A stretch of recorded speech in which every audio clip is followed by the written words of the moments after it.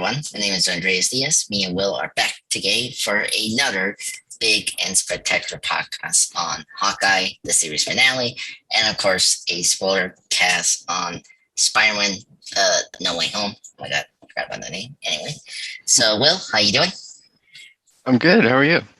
I'm doing good. It's almost Christmas. It's almost Yeah, Christmas. yeah. A few more So, days. yes, a few more days. And I got a chance to see the series finale today, and I would say it's one of my favorite series finale of the show. I don't know about you, but I think it was overall satisfying for me for this whole series. Yeah, me too. I did have one like problem with it that we can talk about, but overall, yeah, I loved it. And I thought it wrapped everything up really nicely. Yeah. I can like I don't know about you, but for me, I think this is my favorite out of the Disney Plus shows. Okay. As my favorite because I don't know, like I I like it for its grounded uh, superhero kind of feel, kind of like Batman and Daredevil and all those other characters, hmm and I like more character driven kind of shows, and this show has that, which I like. Um, and it did something that I never expect is to like Hawkeye, which I think this show made me really like the character more. hmm And and it's something that I was very happy about with Marvel Studios. Like the best comic book movies for me or like shows is adapting source material, and this show did that very well, but also taking it into its own way, and hmm and I think this whole series did that very well, and I think it's my favorite out of the Disney Plus shows we have been discussing for over a year. hmm So, okay, Yeah, let's. Yeah, you have something to say about that? yeah. I liked it a lot, but I don't know if it was better than Loki or WandaVision for me. Uh, yeah, I mean, it's tough for me. I like, like it's tough. Well, I guess like if I had to rank it, like I think I will put WandaVision at second, and then third is Loki, and then like fourth is the Winter Soldier, and then last is What If. Yeah. hmm That's that's how I'll probably go for my ranking for the Disney Plus shows. Yeah. Um, yeah. And I guess to like start right away for this episode, of course, we got Kingpin finally in this show. hmm Uh, I was not expecting him to be like in this whole episode, and I was so happy to see his cane from the comics, hmm because obviously the Netflix show he didn't have that over there for 3 seasons, so hmm it was very cool to like start that as like your like proper introduction of or like reintroducing this character in the MCU hmm proper. So that was very cool. And overall, I really like uh, Vincent in this episode. I think he just came out right out of the Netflix show. He felt like the character, just you know things minor that we didn't like address, like what happened in season 3, or like oral, like is he the same Kingpin? I was just happy to see him in this episode. I thought hmm he really brought that energy in this episode for me as the main bad guy. Yeah. I don't know, I had like all of the problems that I had with the episode were like around his inclusion, Okay. um but yes. yeah, I mean, like I'm a huge fan of D'Onofrio as Kingpin. I think um, him in Daredevil is one of the best villains that Marvel's had. I think it's him, Kilgrave, and Loki are the best villains. Hmm. But Oh. I don't know. He felt like in this episode, I feel like they didn't make him feel as intimidating as he did in Daredevil. Mm. And I think I would have liked to see more of him as just like a presence in Maya's life. Yeah. And then I don't know. There was like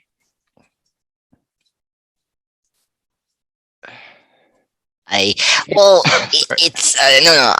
I understand where you're coming from. I Let me answer the threatening part. Okay, first up, we're in the MCU and Disney Plus kind of era. Like, I don't know how far they can go with the violence.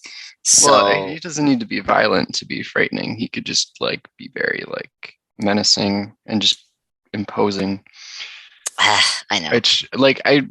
It's not that he wasn't that in this episode. It's just like I've seen what he could be. Mm. And I think it could have been better, and it would have been better if they'd like built him up over more episodes. Yeah. Yeah, we'll get into like my overall opinion of the series. Despite me liking it, I think it has the problem of like they were trying to do this big reveal villain, and when they lean into Kingpin, like everyone guessed that, and I I feel like and it was tough because and I will say secondly, I think we'll see more of him later down the road, especially with Echo. I hope so. That was another thing Yeah. I had a problem with was the ending, but we'll talk about that. Yes. Because that is if you didn't know the relationship of Echo and Kingpin, like that's like a direct scene and reference of the same thing that she did in the comics of shooting Kingpin, and like he got blinded in the comic books, and so the fact that I didn't like know that, and then I find out from the Easter eggs and stuff like that. I was researching. I was like, okay, so he could be survive, and especially because we didn't see him like, I mean, we didn't see him like we don't see him like get shot, like we did it off screen. So like it tells you right away, okay, if you're doing that like off screen, then he's not dead because like we have to see physically a body, right? You know? It's like like a lot of people were talking about how Two-Face from The Dark Knight like supposedly survived from that fall, and like it was clearly he died, and like where here it's like different because we didn't see it. So I feel like we're saving him, for more future appearance in the MCU, and especially with Echo, because she's getting her show, and what's like the obvious sequel that will tie a lot of the loose ends we have for this show is Echo, obviously. Which I don't know, it will like, I say pay off the loose ends, like, like the watch and whatever. And then Elena, like all that, but for me, the clear payoff will be Kingpin, like if he did or not, So, yeah. So just finger cross. And especially, I mean, with Spider-Man No Way Home, Daredevil is back. So like you cannot kill Kingpin, who is your arch enemy for your Daredevil. Right. So you can so I have faith that he survived, and it's this classic, a villain got out of a shot. I mean, I seen those villains before when they, supposedly got get shot from a bullet. It was very much like it could be, he could be brought back. Yeah, but exactly. If they don't, then that's you're done with the not show. A good way. Well, it's the finale. I am done with the show, but like I don't know. Just if he is dead canonically, then it felt very unearned. Because they didn't develop that Maya relationship, and it felt like extra unearned because we've seen 3 seasons of his rivalry with Matt Murdock, and like if anyone's gonna stop him, it's got to be Matt, Yeah. I hope if Echo can do like a Batman Begins kind of thing where we have flashbacks of her life, like entirely, and Mhm. then explaining also the 5-year gap between Infinity War and Endgame, because Daredevil last season was the same year with Infinity War, and Mhm. if we explain that Daredevil was also snapped from Mhm. from the Infinity Stones, then it kind of explains how Kingpin has been still doing this business, because right, he was arrested at the end of Right. season 3, and so like I need those kind of answers, and hopefully We'll see. Echo the show will do that. But I mean, Yeah. it's I mean, Was he arrested at the end of season 3? he was arrested by the FBI, and Okay. I thought. I it's been a while for me to watch the show. I need to. Oh yeah, no, he was arrested. Yeah, I Yeah, remember now. yeah, like Okay.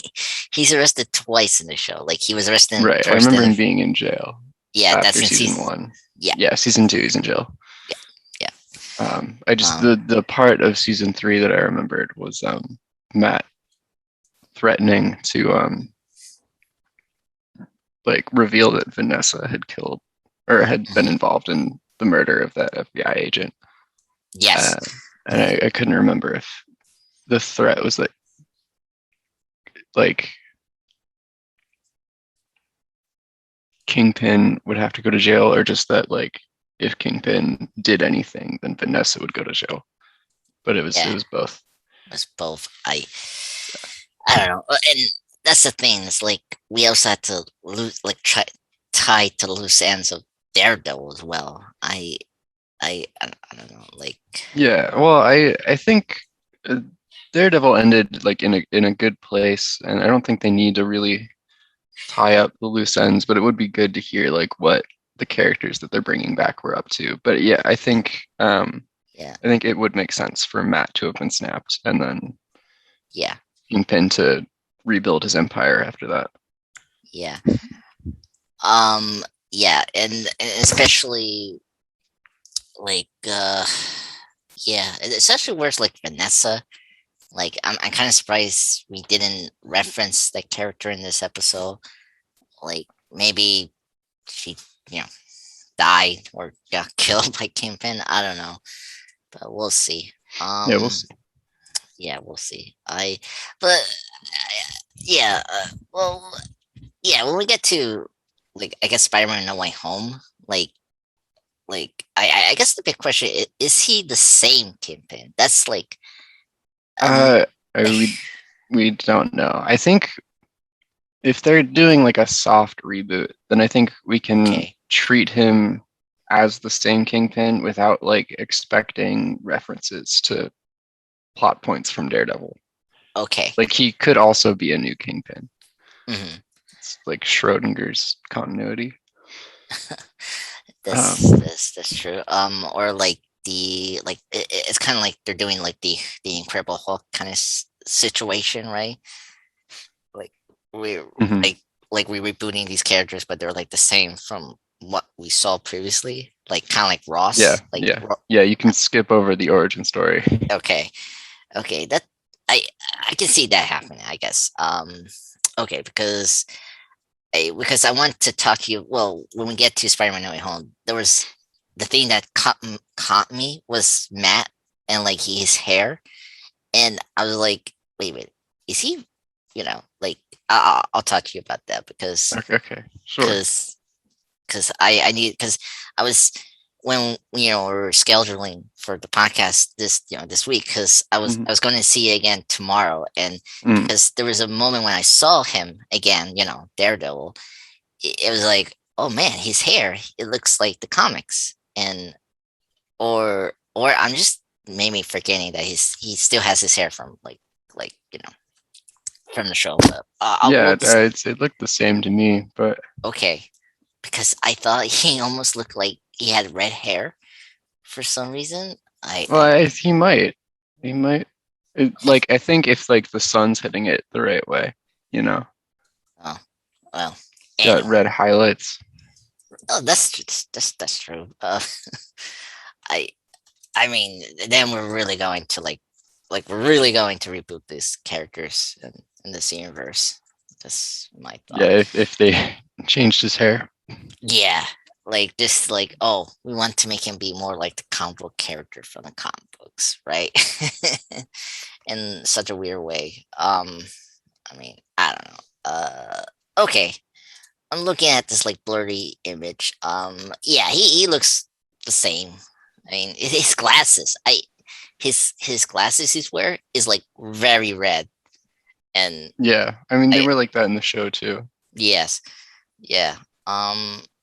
But it's a little more brighter than in the show. Like, because in the show is red, but like it's like dark red, red. You know? No, I think that just has to do with again the lighting. Like the scene that Oh, he's in No Way Home is like a well lit apartment in the daytime, and then Daredevil was it's like mostly like nighttime. yeah, and cloudy skies in New York. Yeah, everything was dark in that show. Exactly. Nope, no, you're right. No, you're right. Well, anyway.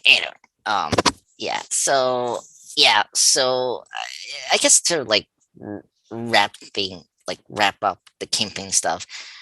Like at least we have a show that will probably bring him back and like confirm a lot of things. What's really going on with this character, and we can like develop more into his relationship with Echo May. Hmm. So I think that's maybe the direction we'll probably go into in her show in next year, whatever is going to be released. That's haven't been confirmed yet. Right. So yeah.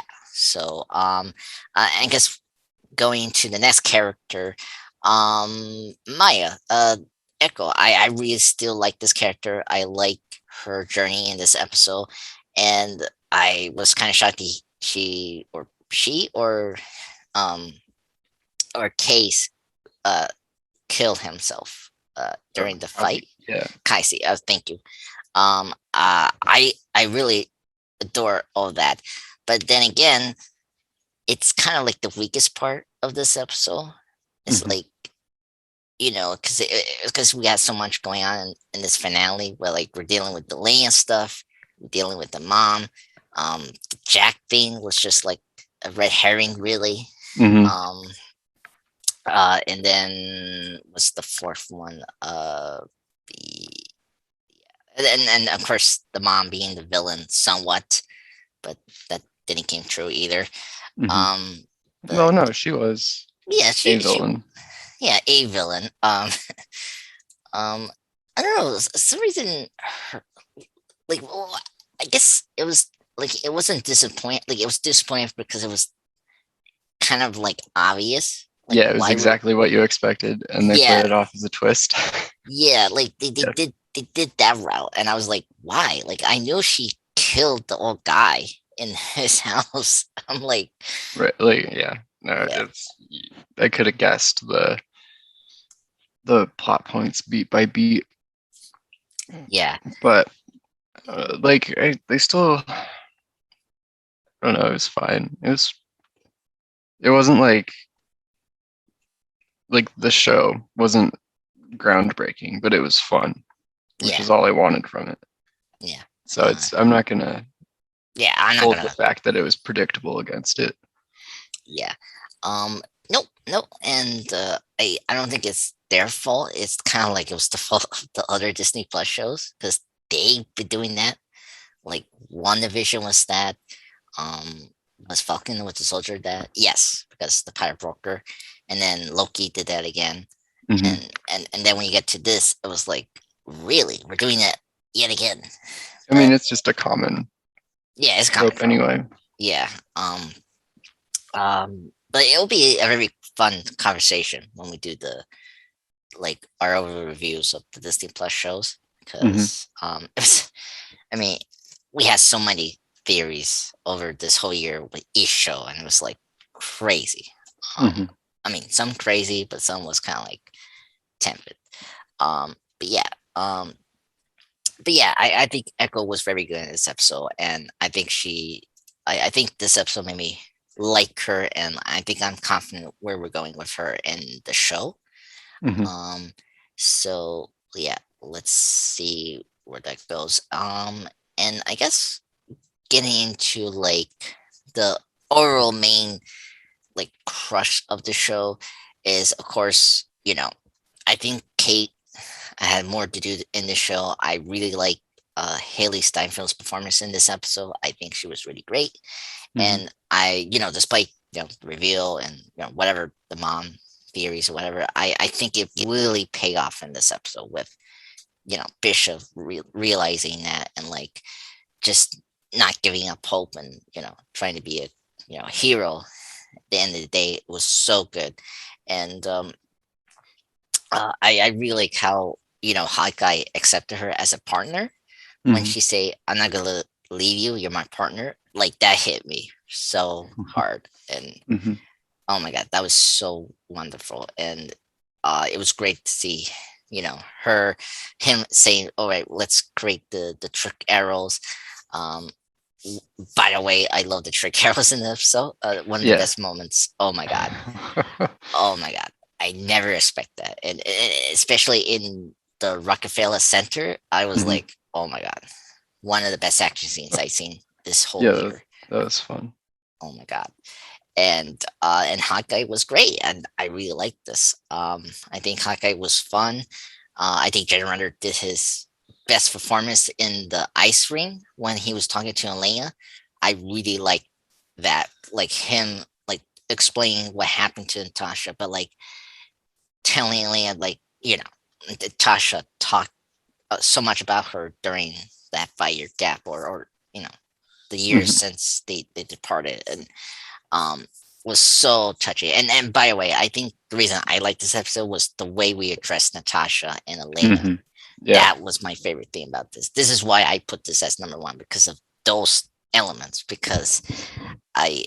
I love Black Widow so much, and as we discussed, you discussed last week, you know, it if like the handle of Black Widow's death was awful in Endgame. Um, uh, that's Mhm. what I'm saying. And then Black Widow, of course, it couldn't do that because it was a prequel, Right. obviously. And when we got to, because we knew she was coming in the show, but I didn't expect all of that to be this important in the show Mhm. to Hawkeye, and I was so pleased and I was so happy. And oh my god, and Florence Pugh did an outstanding job in these. Oh my god, what last 2 episodes or 3 episodes, right? And Yeah, she was barely in the fourth episode, but yeah, yeah. like 2 episodes, right? And I felt like, oh my god, just wonderful. And Mhm. I'm just hoping we get like another like Disney Plus show surrounding about her, you know. Yeah. So what do you Yeah. think, Will? I say a lot. Yeah, um, no, I agree that like the trick arrows were fun and that Jeremy Renner's performance was good and that Florence Pugh continues to be just a highlight of every project that she's in. yes. Um, yeah, okay. So do you think this was like the series finale, or do you think we're getting a second season of Hawkeye? I Because they you kept, sorry. no, no, I'm sorry. You go ahead, because Yeah. I They kept promoting it on social media as the season finale instead of the series finale. hmm, So I'm wondering if they're going to have another season that's just like more centered on Kate instead of Clint. it's I think what you say makes sense, Hmm. and I think this series was a great closure for Hawkeye, Clint's role in the MCU, Hmm. and that we like. I think this is actually the best passing the baton to a character. Hmm. Um, like we didn't make a big deal out of it. Like, okay, Kate is now is accepted in Hawkeye's eyes as a partner. You Hmm. know, and I think after that scene of burning the rodent suit, it was like the sign of, okay, he's done with this whole thing, and like it's kind of like the Iron Man train. He's letting go, or like done with this aspect he's been having difficult with over the years, like how in Iron Man 3, Tony was dealing with the PSD of the Avengers, in 2012. And then here, he was grappling the events of Endgame and then his stint in as Ronan, right? And I feel like this is a closure of Clint, and it's like he's now done with this life as a superhero. But at the same time, I'm sorry. No, you go. Yeah, and then with Kate, he sees this young person who, like she talked about this whole series, like he looked up to her, look up to him as a hero, and he never accepted it at first because as he said before, he's not a role model, he's an assassin, he's a spy, but he slowly accepts Kate because she's a very good person who is very smart, is head smart, she's very skilled as an archer, he can see that, and like and she is trying to be a good person and wants to be a hero, and I think that's where we're going to take her in her next, possibly the Hawkeye's, solo show for her, or I don't know, if we're not going to get that, then it has to be Young Avengers, right? Yeah, they're definitely building toward that. So no, I agree with you, Will. To kind of end this, like I think this is the last time we're going to see Jeremy Renner as Clint, and we're going to get another, like it's kind of like the Falcon Winter Soldier situation where now, how you say it, like Wilson or Sam became Captain America. Like became Captain America. This was like a origin story for Kate, and we'll probably see her again in her own solo show and like go from there. So I think that's where it's gonna happen. Okay. And then to answer your second thing, I'm kind of curious why they didn't do it. Like I because we do have to address certain things that, but because we did that with Loki and we were fine with that. Like they like nonchalantly say, "Hey, look, guys, season 2 of Loki is coming," and I don't know, like it's weird. Maybe they because they had greenlit season 2 of Loki before it even aired, and maybe they were waiting to see how Hawkeye performed before greenlighting a second season. Yeah. But I don't think this is the last time we're going to see Jeremy Renner as Clint. I just think he's going to take a step back after this. Like he'll show up for like small parts. Smart parts. Okay. Yeah. I think I agree with you. I mean, he could show up in Echo. I mean, we're not. Yeah, he could be in Echo. He could be in something that Kate's in, just as like a mentor figure. Yeah. There's a lot of questions because I think out of the shows, I feel like this show didn't feel like a mini series. Like it felt like it felt like a first chapter, and like and then it's almost like the people are not nonchalantly like acknowledging the fact that it should be maybe chapter 2, 3 for this show. I don't know. It's I don't know. It's weird. But yeah. I agree with that. And then if they're not gonna do a sequel for Hawkeye, like a season 2, like obviously the next step for Kate and Elena is either the Young Avengers. For mostly Kate, because Elena, I think a lot of us are like kind of like theorizing she could be in Thunderbolts, which honestly that's been also the most talk in so far this year about that. So a lot of up in the air with these characters right now. It's kind of difficult. Okay, let's kind of get into this conversation. What was your favorite moment from this episode? I'm curious. Oh man, anything with Yelena. I just really like her. Oh my god. I like the scene in the elevator where Oh my god. she and Kate were like going down to the floor that Hawkeye was on, and she was Yes. like trying to stop Kate from hitting all the buttons. That was great. Yes. Oh my god. Okay, you took my favorite moment of that. But you didn't mention the moment when she how you say Kate hit Elena. That was my favorite moment. I laughed out loud for that because I was like, Where she slapped her.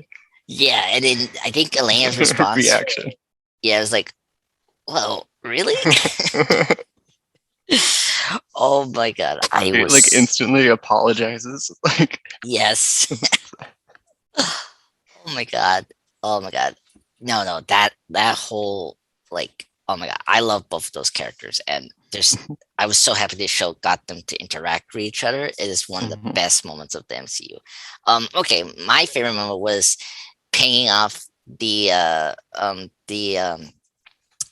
tracksuit guy who was he was a big fan of the Imagine Dragons and Mhm. he was when he met up Kate again, and she was talking to her and say, "Oh, thank you, I did it. I actually bought the tickets," and that was my favorite moment of him like talking to Kate, say, "Hey, I actually took your advice and I actually did it and it worked." And then of course Kate, her response is like, "Why are you telling me this? Why I'm beating you up?" Oh my god, that was my favorite moment of that whole show. I was so happy they pay off that like Mhm. running gag from episode 3. Oh my god. Oh god. That was so funny. Great funny moments in this episode. One of the best. Uh yeah. And then what was your worst moment? I'm kind of curious. What was like just kind of like a weak moment you have with this episode? A weak moment. Yeah. Uh okay. There when Kate is fighting Kingpin, there's Okay. like right at the beginning of that fight, uh Kate's mom is in the car with someone who's dead in the driver's seat. Right. Um and somehow she gets that guy out of the driver's seat, turns the Mm, car on, turns it around, and then drives it into Kingpin with enough force to knock him into the storefront and 30 Rock. yeah. And like Yeah. I've been on that street. There's not enough room for a car to make that turn and then get that much speed. And then like how did Kate and Kingpin not react to the car coming at them? I That was oh just my ridiculous. And then Kingpin like bounced off the car like a cartoon character. There was a lot of stuff with like the physics of Kingpin that this didn't make sense. yeah. Yeah. Oh my god, Especially yeah. after like the brutal like realistic brawling in Daredevil. And then I like nothing felt grounded in reality when Kingpin was fighting in this show. Yeah. Oh my god, that is very true. I didn't think about the 30 Rock. Yeah, yeah, it's very small there. Yeah. Um okay. I can't really defend that. I think you're right. I just think it's just an action scene and they weren't thinking the physics and the logic of that whole like street and it's like, well, can Yeah. we even do that action scene properly? Um, and then the Kingpin, like, I I guess it was just a good setup way for him to survive from the bullet. Maybe I question mark like because we're gonna have that question like how did he survive from that bullet from Echo and I guess this scene was gonna show how powerful he is. Like he's really that indestructible. Yeah. Like not Like only he survived from that, he also survived from explosion arrows and like how did he yeah. like Yeah. I I know I did like him like getting shot in the chest with the arrow, and then it like reveals that he's wearing the like the vest. yeah, Yes. I liked that. Yeah. He was that was the scene where he was intimidating. Yeah. Where he's And like throwing Kate around and he's like breaking her arrows and stuff. Again, yeah, cartoon physics with her getting tossed around, but yeah, still, he was very like imposing there. yeah. Um, yeah, I think it's gonna be tough to just use this character. In fact, we see him in a much more violent show, Hmm. and it's like it's tough because you're in a limit. You're so limited in the MCU. Like how far you would go, in terms of the violence. I will say uh, I mean, I was kind of shocked how we saw the driver and the blood in his neck. I wasn't expecting that. So, like how it looked, because I thought, we're gonna just see him like he was dead, no, with no blood and cuts in his neck. I was kind of surprised by that. But Hmm. okay. I think what's my worst moment? I guess the worst moment was. Ooh, which was the worst moment? I'm thinking because there's just a lot. I guess um Jack is like my worst thing, and Okay. it's kind of weird because I I think Tony Dalton was really great in the show, and I think this was like a misuse of Swordsman. I Mm. think you could have done something very like fascinating for this character and be connected to Hawkeye, or like either way you could have gone. Like he could have been a good villain. He could have been good like just like a mentor to Clint and like learn maybe some cool things about him, right? Hmm. Yeah. And I just felt like it was kind of lame that we just make him like a joke character and like he was just like a red herring for the villains. But then it's Hmm. like we knew who was going to be the main villains for this show, and so it's just like it didn't make sense why we need Jack in the show, but just to show off, like just to show Yeah. off his sword skill and like we're gonna use him in the future. Is like why Yeah. we need him. I'm hoping he becomes like a type of mentor figure for Kate. Yes, that's But I mean, like Clint's gonna be doing that too. So he's still kind of redundant, but we'll yeah. see. Well, I mean, someone. I mean, we know Kate is very good at other things besides the archery. Like she was good with the fencing in episode 2, right? Oh yeah, So yeah. yeah. But yeah, yeah. But you're right. I mean, yeah, I totally forgot about that. Um, but yeah. Uh, but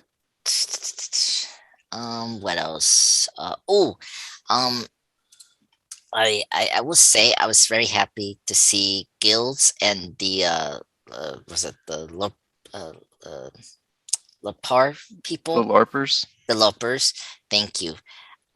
Being involved with the series finale. I think they were the best thing about the show, and I actually liked them in the series finale. That was another thing. I think that was my another favorite moment was seeing Kills carrying the kid, the Hmm. the the seven.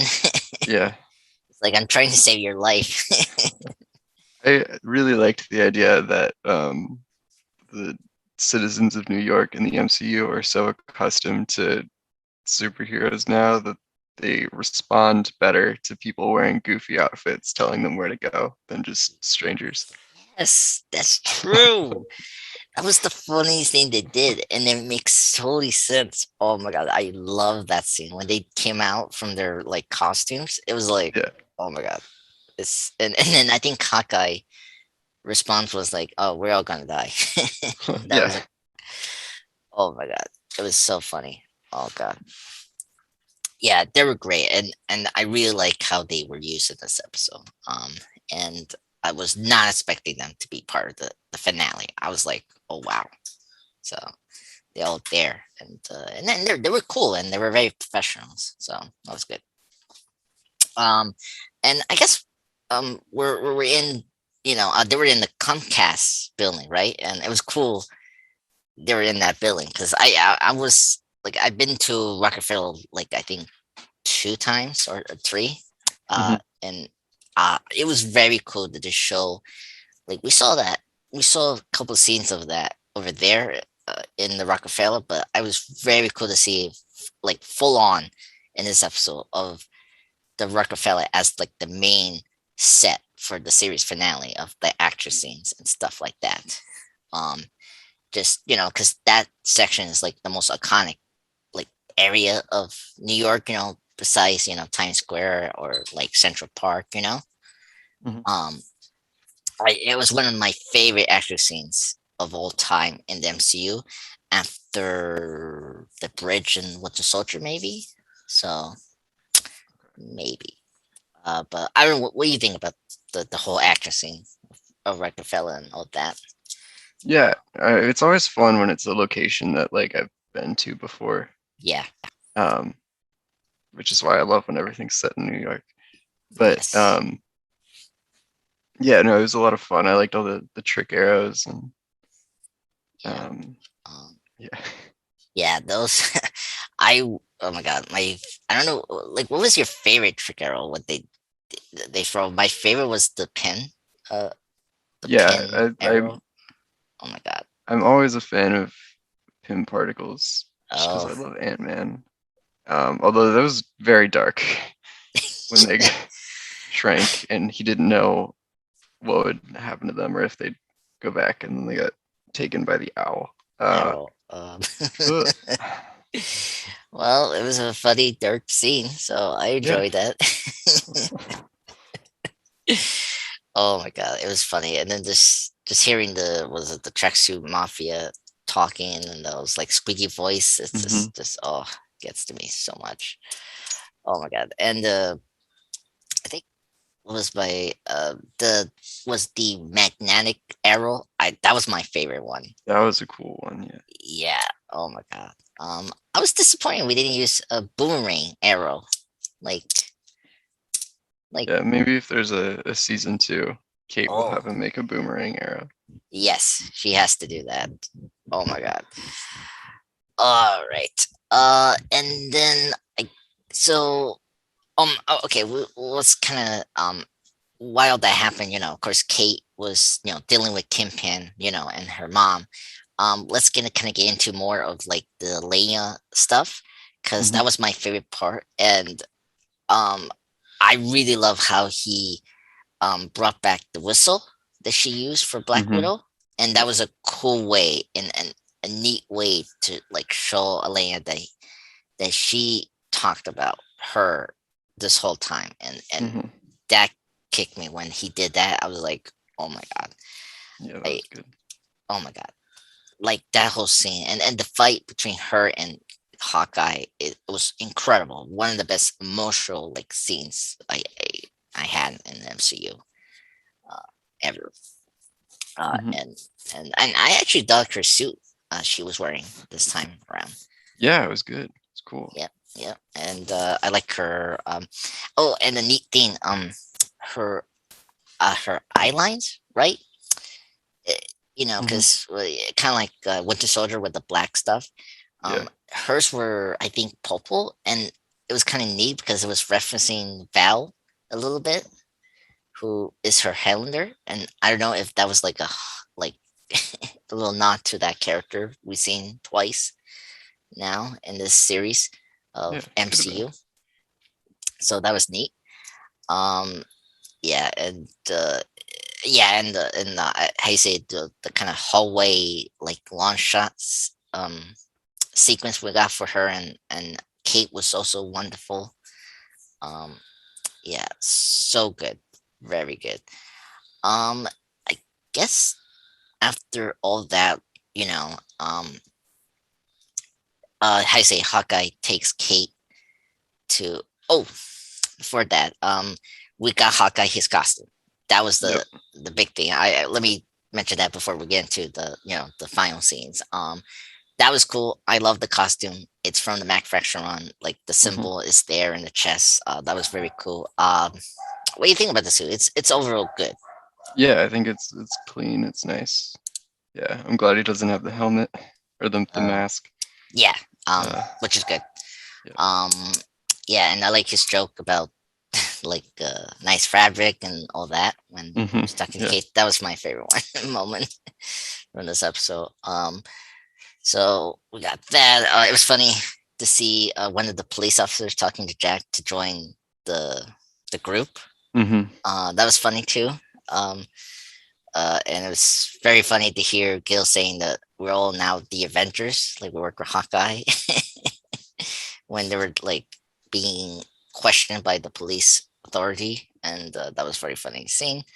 And then now we get to the scene where Hawkeye takes Kate to the family farm, the Bartons, and we get the payoff the watch, and I guess the watch is the wife's that he had, and that was her belonging, and it's a 19, so she's aging 19. So this confirms she's Mockingbird, and okay. So Hmm. we thought of that. Um, Yeah. Well, I think it might be. Well, I mean, we know that her name isn't Bobby Morse, so I think they've just split Mockingbird into two characters. which is fine. I mean, comics do that as well. I mean, Yeah. Swordsman is literally two people as well, Hmm. and Black Widow as well, and now Yeah. A Hawkeye. lot of characters. Yeah. Yeah, yeah. And Ant Man. You mentioned Ant Man. He's Yeah. also There's two. there's three Ant-Man. Oh my god. Yes. Oh my god. Yeah. Neat. Neat. Payoff. And yeah. And then I like how we end the show with the final shot of the was it the arrow mark that we saw in Endgame. Hmm. So that was cool to end the show like that. Um, and I guess to like wrap things up with this show, overall thoughts, Will, of what uh, your thoughts on the show, and like, did it exceed your expectations? What was like what was the best thing about the show, and then go through the worst thing about the show. Go Yeah. ahead. Um, I would say it exceeded my expectations. Yeah. I mean, Mm, they weren't very high to begin with, I should say. I was expecting it to just be a fun, like, action movie type thing. And it was that, but then there were also like highlights like Yelena having a pretty sizable role in the last two episodes. And uh yeah, I liked Kate Bishop a lot. Um so yeah, I think it was fun, and there were like good character moments. I think my favorite scene is still that one where Clint's talking to his son on the phone, but his hearing yes. aid's broken. Yeah, that was one of Yeah. my favorite things. Yeah. Episode 3 is great. I think it's definitely their best. It's one of the best episodes of this series. Hmm. In the Disney Plus shows so far. Um, Yeah. Very good stuff. Yeah.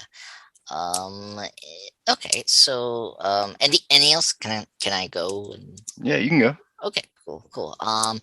Yeah, I agree with what you're saying. I think this is the most safe like Hmm. Disney Plus show we had so far, which is not a Yeah. bad thing. I think that's what we needed. Um, I think what saved it for me was just um I getting more like MCU connections, but in a organic way. Like I like how we address so much of Black Widow stuff Hmm. that I was expecting, and so like that was I think my favorite thing about this show, and my favorite moment. You mentioned how the you know um Clint talking to his kid without the hearing aid. Hmm. My favorite moment is seeing just poor Elena, learning his sister loved her, and like she talked about her Hmm. all these years.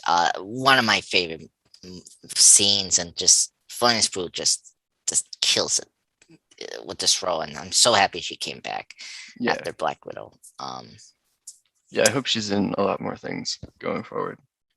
Yes, exactly, and yeah, and I think after Loki, I think this was one of the best shows with the best villain, like uh reveals, and just working through the plot, Hmm. because like with Falcon and Winter Soldier, we've been kind of like non-stop talking about how the plot there wasn't really strong, and the villain motivation with the flag smashers and all that wasn't Yeah. like just like wasn't strong, and it was just like it was the worst aspect from that show.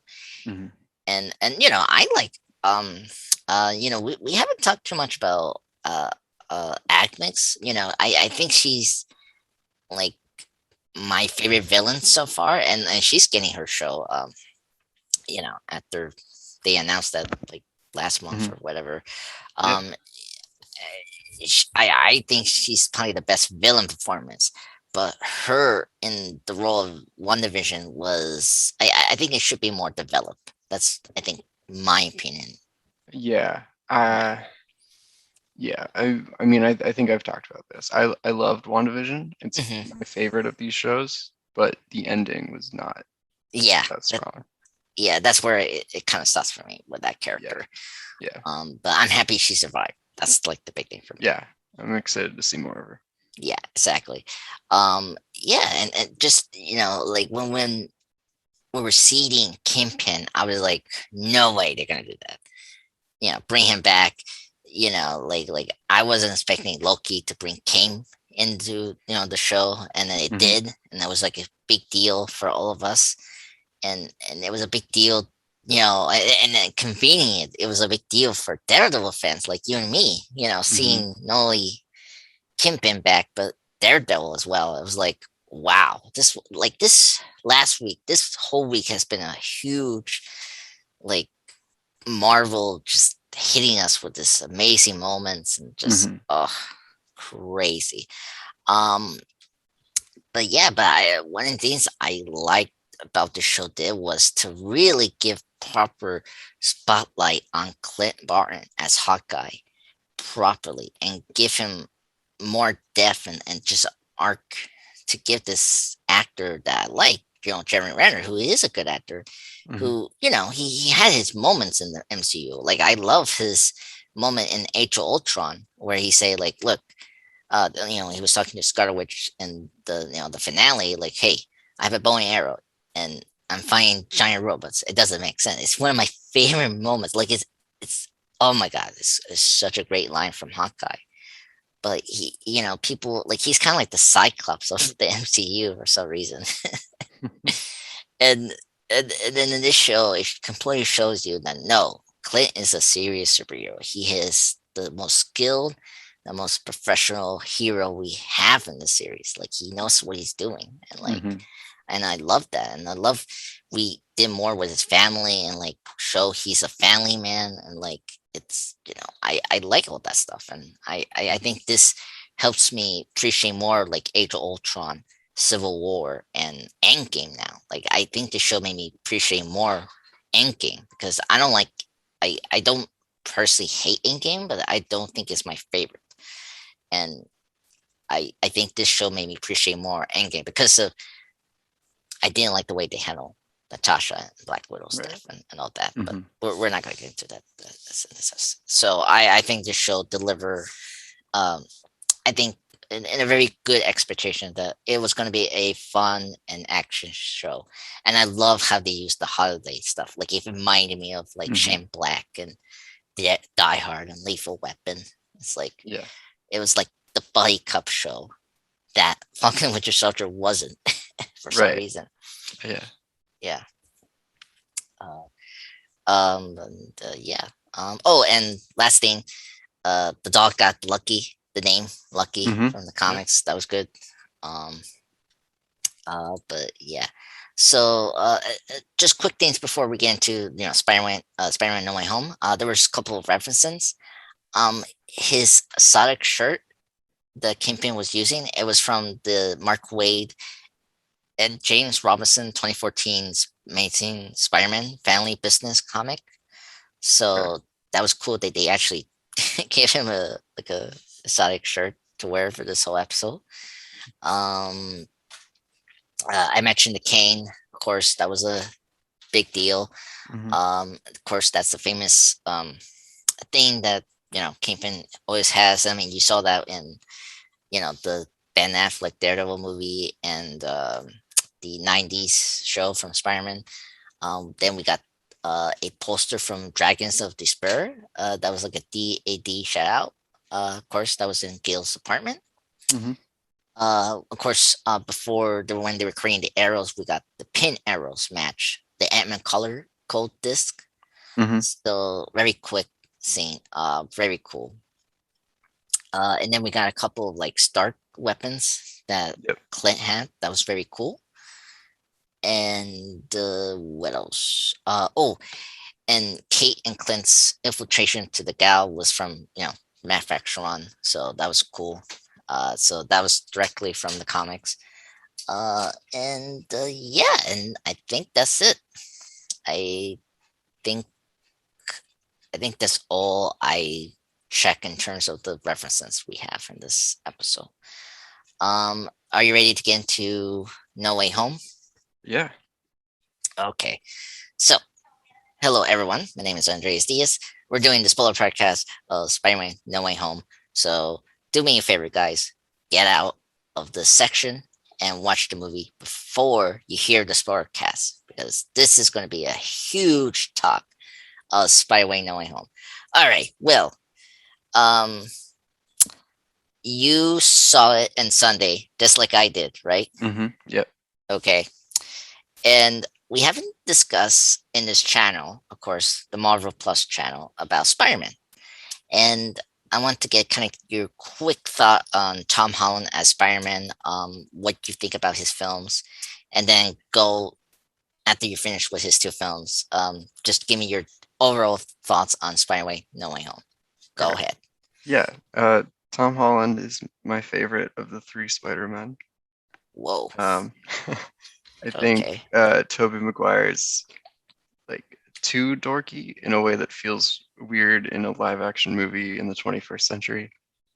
He feels like the 1960s comics like caricature of a nerd, which I love in the 1960s comics, but it feels really weird to see that like in live action in a decade that I lived through, when I know like nerds aren't treated like that anymore. And just like those movies are very campy in a way that's like fun, but not really what I want from a Spider-Man movie. Right. And then Andrew Garfield, I really loved him as Spider-Man, but he is a little too like cool. So it's like the opposite problem of as Tobey Maguire. But I really liked the first Amazing Spider-Man movie. Oh yeah. Especially Emma Stone as Gwen Stacy. Oh yeah. But the second one was a hot mess. So, but I think Tom Holland really like threads the needle of like, he's a nerd, but in a way that like he feels like a real like modern nerd. Okay. Where it's like not like people don't hate nerds anymore. No. Right? So he's like not a total dork, but he's still not going to be like the cool kid. Yeah. No. Yeah. Okay. He's just like believably awkward instead of Tobey Maguire, where it's like hard to watch how uncomfortable he is around people. And then I think he's also the first one to like really nail the like Peter Parker aspect and the Spider-Man aspect. Right. Okay. My one criticism of Tom Holland's Peter Parker was always like he's too dependent on like Tony Stark's influence, which we'll talk about what the film did to address that later. But like, yes. With that fixed, Tom Holland is exactly what I want Spider-Man to be. So I'm very excited for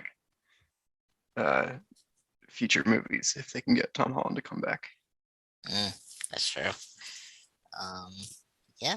I mean, they already talked about like they're like they literally talked that they're developing a fourth Spider-Man film. Yeah, I know. So. Tom Holland doesn't have a contract yet. yet. he like there's no way he doesn't sign it, but like it's not guaranteed, so I don't want to talk about it. Like it's Yeah. No. We'll discuss that like towards the end, yeah. as obviously. Okay. And then I guess my question is like, is like the Holland films are like high in your list? Yeah, Um, Homecoming is my favorite live action Spider-Man. okay. I guess I think when we did the Marvel top 10, which is posted now in the channel, because it became our 100th video, by the way, just let you know, everyone else in the channel. um, you put Spider-Verse as your, like, it was your only. Yeah, I said live action. Yeah. My favorite live action Yeah. Spider-Man movie. Yeah. Spider-Verse is far and away the best one. Yeah, best one. Yeah. Okay. So Homecoming. Yeah. Okay. Homecoming is number one, and then what's your opinion on Far From Home? I mean that's high up too. I really like that one. Okay. Spider-Man 2 is like also really good. And I might put it above that. Just because I think there can't be doesn't mean I can't recognize that Spider-Man 2 is a great movie. But no, I liked Far From Home. It like really leaned into the like Peter Parker is Tony Stark Jr. angle. Yes. So it bothered me for that, but like everything else about it was great. So Okay. Very industry. well, I didn't like that he wasn't in New York because it's like very Peter. Like it felt like they took Peter Parker and then put him in a context that Peter Parker like should not be, especially in the like second movie of this iteration. Like I want to see him in his natural environment. Yeah. Before you take him out of it. Yeah. Yeah. I don't mind that. My problem with Far From Home, like initially, it was the way they handled the post end game, and some of the jokes just didn't land for Yeah, me. I hate that we're stuck with the name The Blip now because of the joke that they made. And Yeah. yeah. It's tough.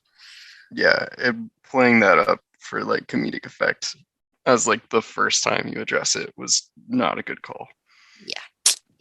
But just like as a standalone movie, like trying to separate it from the rest of the universe. Yeah. I think it's solid. Oh It's a good plot. I think Mysterio is a good villain.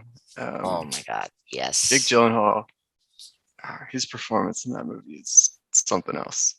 Oh my god, and I love they got the costume right. That was like another big one for me. Oh god. I was kind of sad he didn't say was it a fish dome head? Fishbowl. Yeah, fishbowl. I really want him to say that to Jake Gyllenhaal. That'd be funny. His reaction will be hilarious. Oh, okay. And I guess and then getting to this movie, No Way Home, what was your just expectation and just getting into this film when you saw it on Sunday? What was your feelings to this film? Like before I saw it or after I saw Yeah, it? oh, okay. Before it, what was Before? your like before? I mean I had seen that the reviews were good. Okay. So I like my expectations were raised. But just based on like the trailers and what I like the rumors and the premise, I was very worried that they were putting way too much into this movie. Yeah. Yeah, I just there's so many characters to cram into it. But well, after I saw it, they pulled it off. But no, it really feels like they should not have. Like I can't believe that they did it. yeah. If they were in the MCU, they could easily, like, if they didn't make the the renegotiation of the deal, it would, if they did it by themselves, Sony, they can easily drop the ball.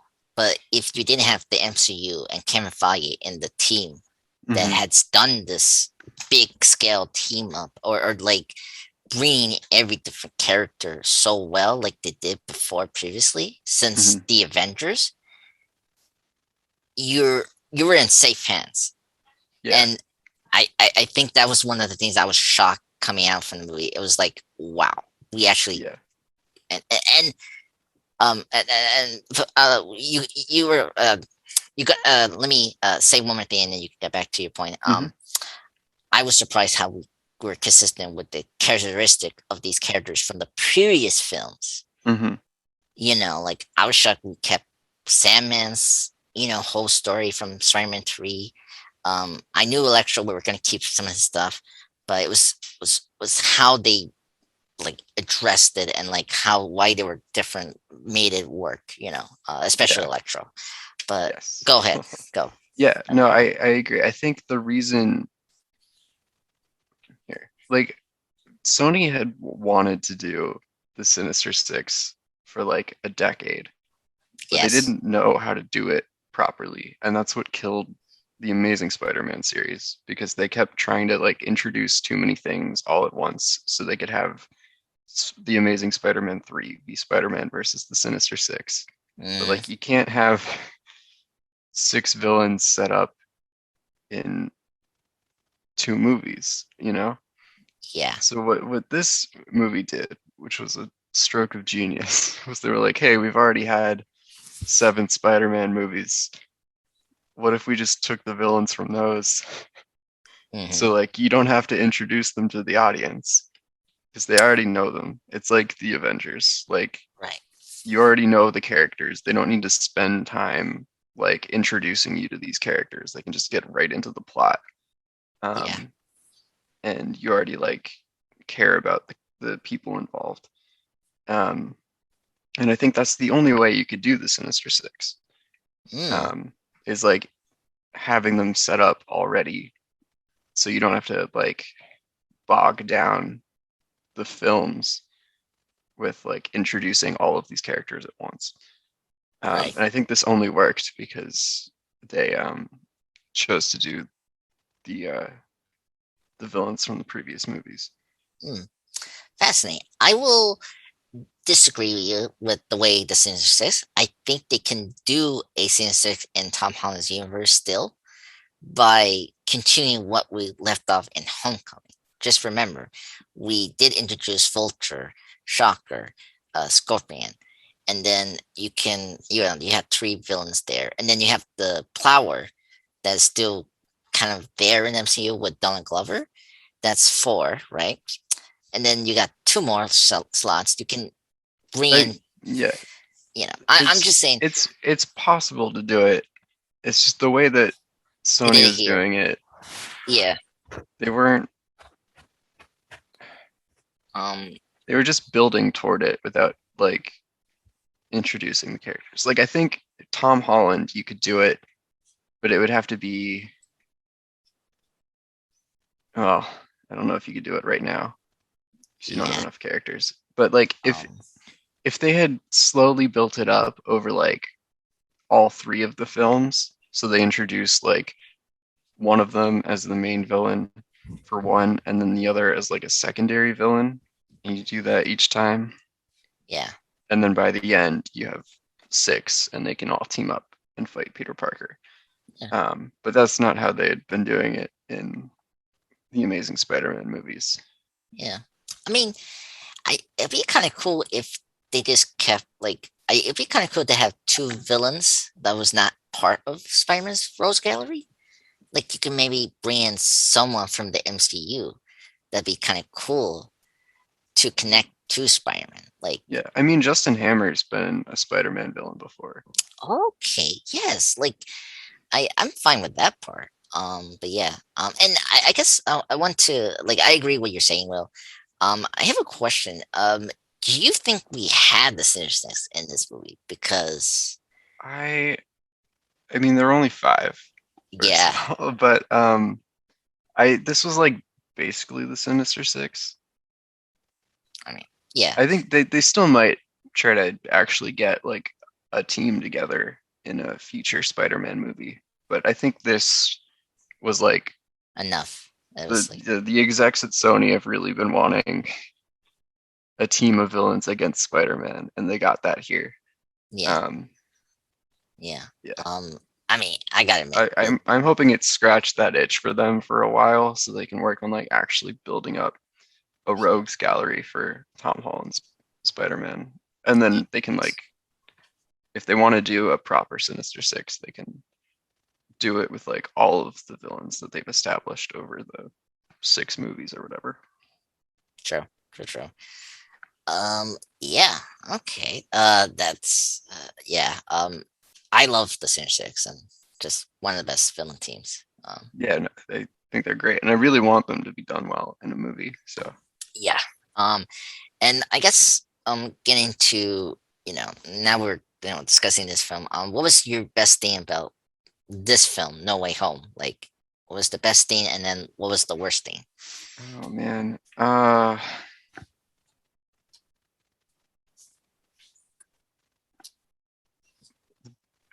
best. It's so hard to pick a best thing. There are I so many know. good things. I really love how it hit home the like recurring um element of Spider-Man stories where like Yes. it's impossible for him to have both a good life as Peter Parker and a good life as Spider-Man.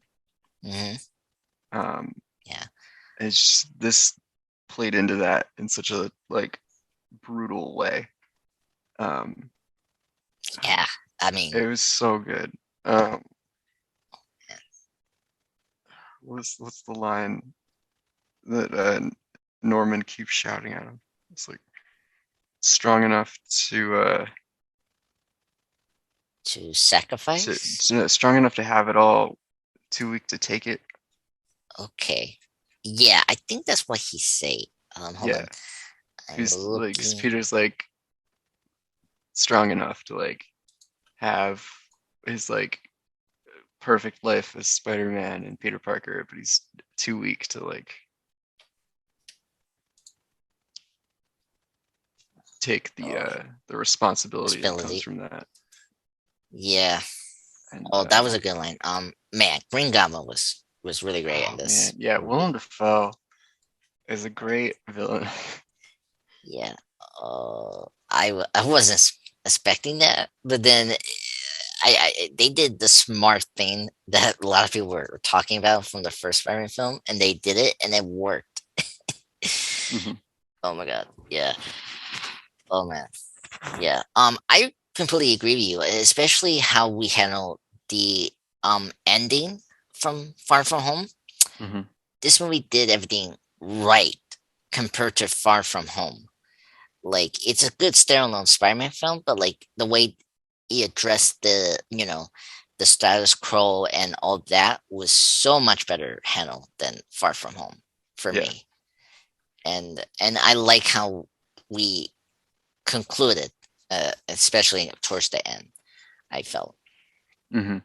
yeah. And I'm surprised how much they address the things people were kind of bothered by this version of Spider-Man, and it didn't feel like it was like reactionary, like how Man of Steel, BVS or like Justice League or Suicide Squad. Like, it wasn't like, it didn't feel like that. It felt like it was like part of the progression of this character. Mhm. Um, which we'll get into more later. Worst thing. Uh, Worst thing. Ah man. It's hard to.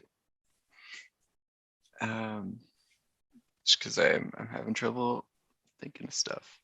yeah. Um, there's not a lot that I didn't like about the movie. Yeah. Um, Um, it's not that there was nothing though. um, I, Some of the jokes didn't land for me. ooh, yeah. Which one? I'm kind of curious. Um, I like the idea behind this joke, but when Connors and Dylan are talking, or when Lizard and Electro are talking, And Oh, he's like, "Oh, did you get a makeover?" And he's like, "Oh, I'll give you a makeover." And it's like, "Do you mean you'll turn me into a lizard?" It's like, "Yeah, that's what I meant."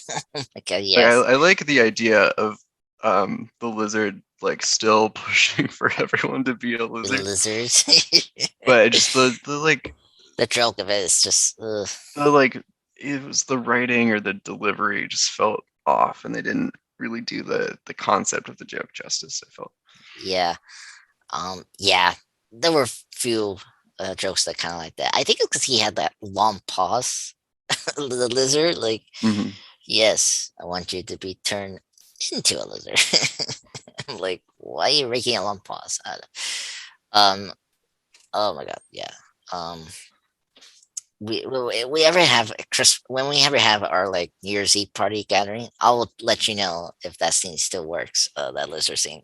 Okay. To see if it was okay, or maybe there was something wrong with that scene. Mm. But okay, okay, that makes sense. Yeah. Um, okay. Anything else before I go and my thoughts as well? Um, uh, are you good? Yeah, no, it's Oh, your turn. okay, okay. Okay. So, how to say this? I think Tom Holland. I guess if we're gonna keep the live action rankings, not animation wise, right? Hmm. I think my personal number one, it will still be Andrew Garfield, and Really? second will be Holland because he has more of the Spider-Man thing I like, but in more modern terms, right? I should Hmm. say. And then third will be Tobey Maguire. Tobey Maguire because as you mentioned before, like just Raimi films were camping at the time, which I was fine with. It's just the characteristic of Maguire's Spider-Man was just too like metal drama, and like he was very like monosyllabic Yeah, sometimes, yeah. and and his relation with MJ was okay, but it got really worse in Spider-Man 3, like Hmm. especially with the killing, like him, like he didn't kill, Sandman like in the film, like he got back, right?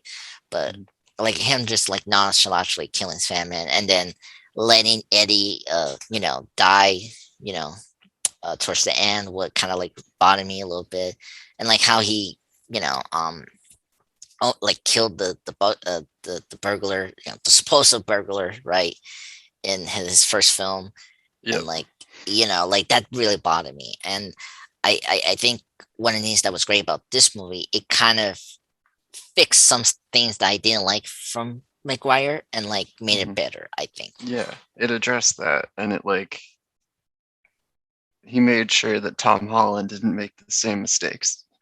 Yes. Yeah. Yeah. And yeah, yeah, and so for Holland as number two, I think Holland is great.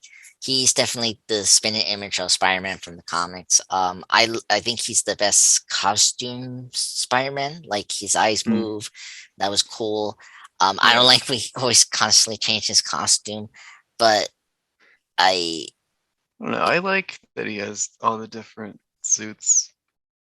I liked it too, but I just wish they were more creative with the designs, like Yeah. the coloring, like all that, Yeah. like especially with the Iron Spiders. I'm saying, like I didn't have a problem. I did not have a problem with the black suit, like the Noir suit. I like that.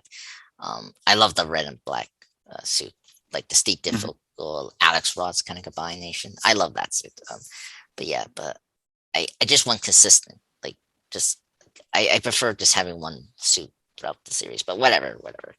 Okay. Yeah. I don't know. I like all the goofy Spider-Man like suits that there are in the comics. Mm, yeah. Like I get wanting like consistency throughout the movies, but Yeah. I don't know. I do like Yeah. how goofy they get. Yeah. Maybe in the next trilogy, we'll just get him in his standard Yes. Spider-Man outfit. Yeah. And it also helped, like, of course, towards the end, the mid credit scene with, who. Venom and the Mhm. symbiote, and like it helps you kind of be not too jarring with the costume change when he does the black suit. Whenever Mhm. we're going to do that in the nearest future with Holland, but we'll see. Yeah. So at least we have like now multiple suits, and like when we get to the Venom thing, it doesn't bother me as much. But yeah, and and you mentioned like the Stark thing.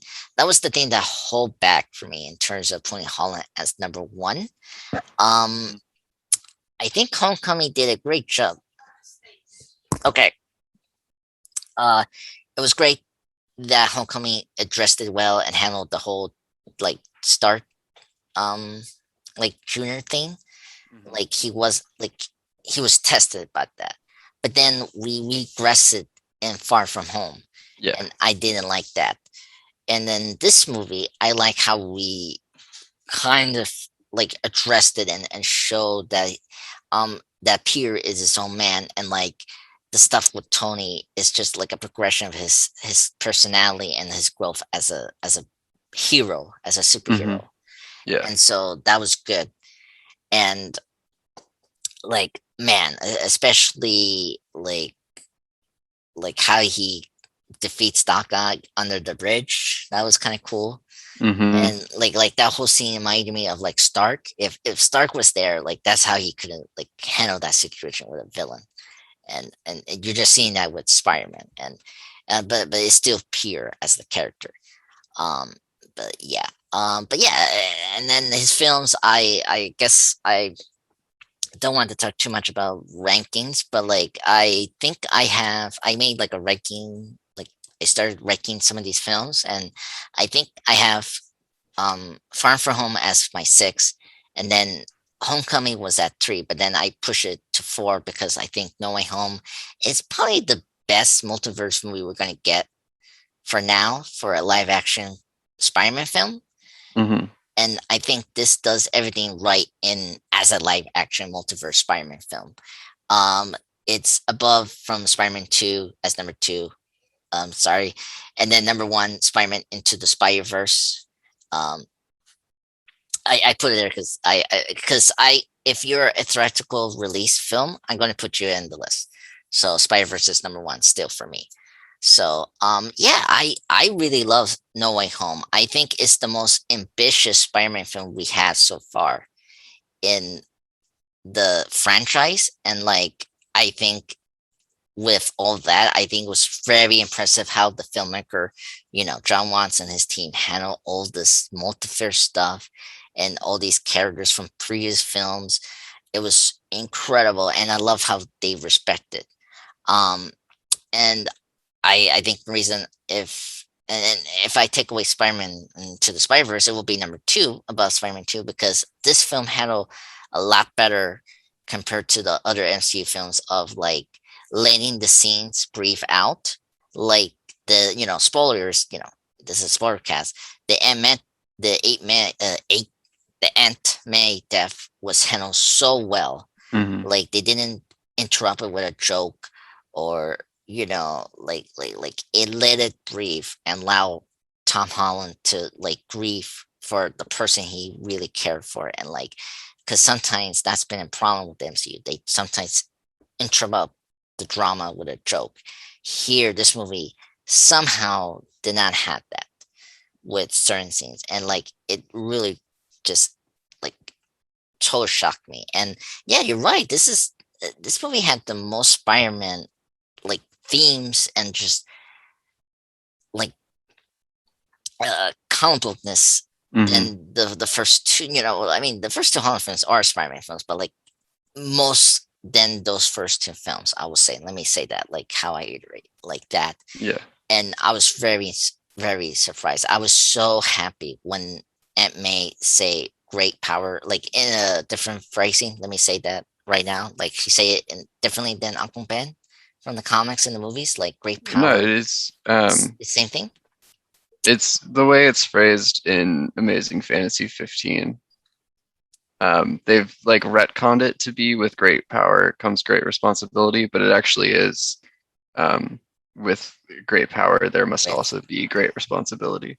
okay, So so yeah, um, oh man, it's been a while to see the movie and then just remember what uh Marisa Tomei say, but like when that say that, I was so happy they say it, and it was Mhm. like a big relief. And then afterwards, killing her off was like heartbreaking. Whew, yeah. Oh my god, I Oh man. never. Oh my god, that whole scene, I wasn't expecting that, and that even pushes Willem Dafoe Green Goblin as like the best movie villain like we had. Oh my Yeah. god, Oh, he was so good. He's we terrifying. yeah. Oh my god. Yeah. I mean, that was like I guess so yeah, that's my review of this film. And best thing for this film for me was Doc Ock. I was so happy for Doc Ock. He was Mm. the same character from Spider-Man 2. I was so happy to see Alfred Molina back again for this role, like because Doc Ock is my favorite Spider-Man villain in the Spider-Man comics and films, and just towards the end when he got a chance to see his Spider-Man, Maguire, like oh his scene like that killed me. I got a little teary eyed him talking about like how he's doing, and he say I'm doing doing my best, and like oh my god that killed me. Mm. Um, yeah, that was my best thing, and then I guess the worst thing about it. I guess it's not like the worst thing, but like it's kind of like a nitpick is the way we handled the spell. Like like a lot of people kind of well no we'll probably discuss that. I know you have maybe opinions about the spell. Um, I guess my like uh worst thing is the Venom thing.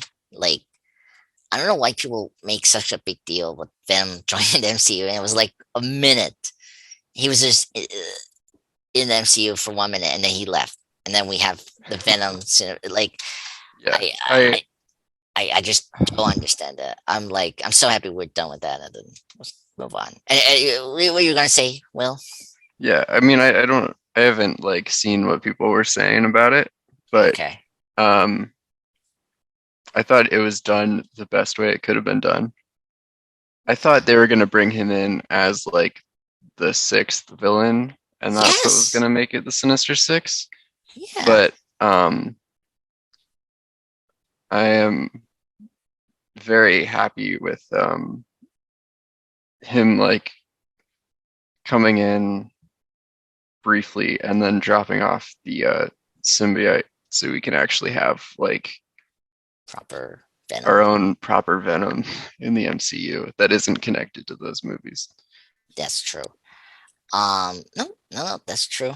Um, but yeah, Um, I actually went to the bathroom because I had to go to the bathroom very rarely, so I just Mhm. left from the mid credit scene.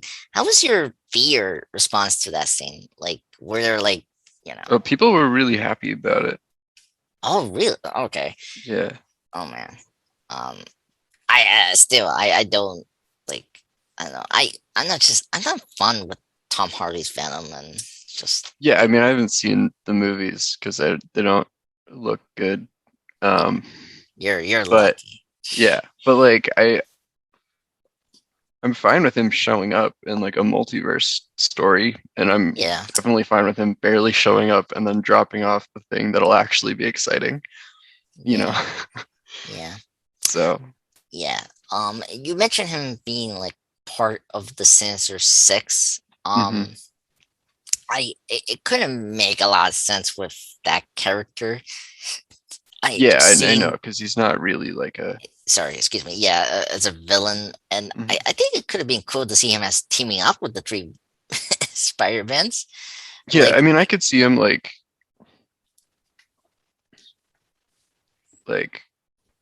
starting off fighting with the villains and then realizing that they're the villains yeah, and switching sides. just imagine the reaction of McGuire and like, whoa, Eddie. And oh my god, that'd be like that could have been that is like the missed opportunity for me. But anyway, but yeah, let's go around and with plot points of this film. Like, how do you think about the aftermath of Mysterio framing Peter Parker and like that whole thing, because I guess like the worst thing was like the first half. Like it wasn't bad, but like I'm saying, like the first half was kind of slow, or like it was very shaky, because it was like there were like I was surprised how quickly like somewhat solved the charges, but at the same time it did affect the story and the narrative where we Yeah, ran along with the film. But like, what you thought about the whole first act of Spider-Man: No Way Home? yeah. I mean, we could have had like a whole movie just about him like dealing with the public backlash and like the trial, and I think that Yes. would have been really interesting. And like I agree with what you said about it. Like there's still consequences for him being outed that are felt throughout the entire movie because that's like the reason he has to do the spell with Doctor Strange. Yeah. But it did feel like the actual threat of him being accused of murder Was uh, got kind of like swept aside pretty quickly because Matt Murdock showed up and was just like, "Yep, took care of it. You're welcome." yeah. And then it was just like there were conspiracy theorists who believed that he killed Mysterio, which was I loved. I Another Yes. highlight of the movie. J. Jonah Jameson as an Alex Jones type, Yeah.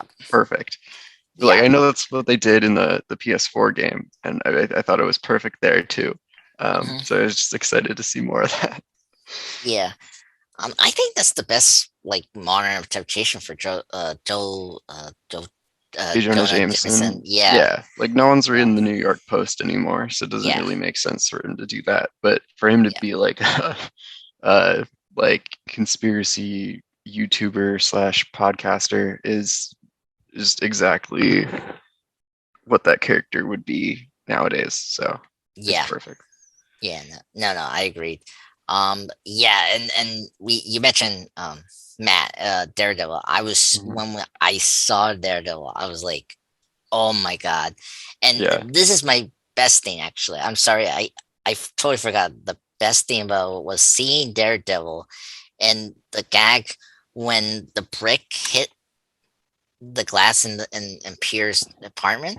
Hmm. He grabbed it. It was the funniest moment to see all their reaction. Hmm.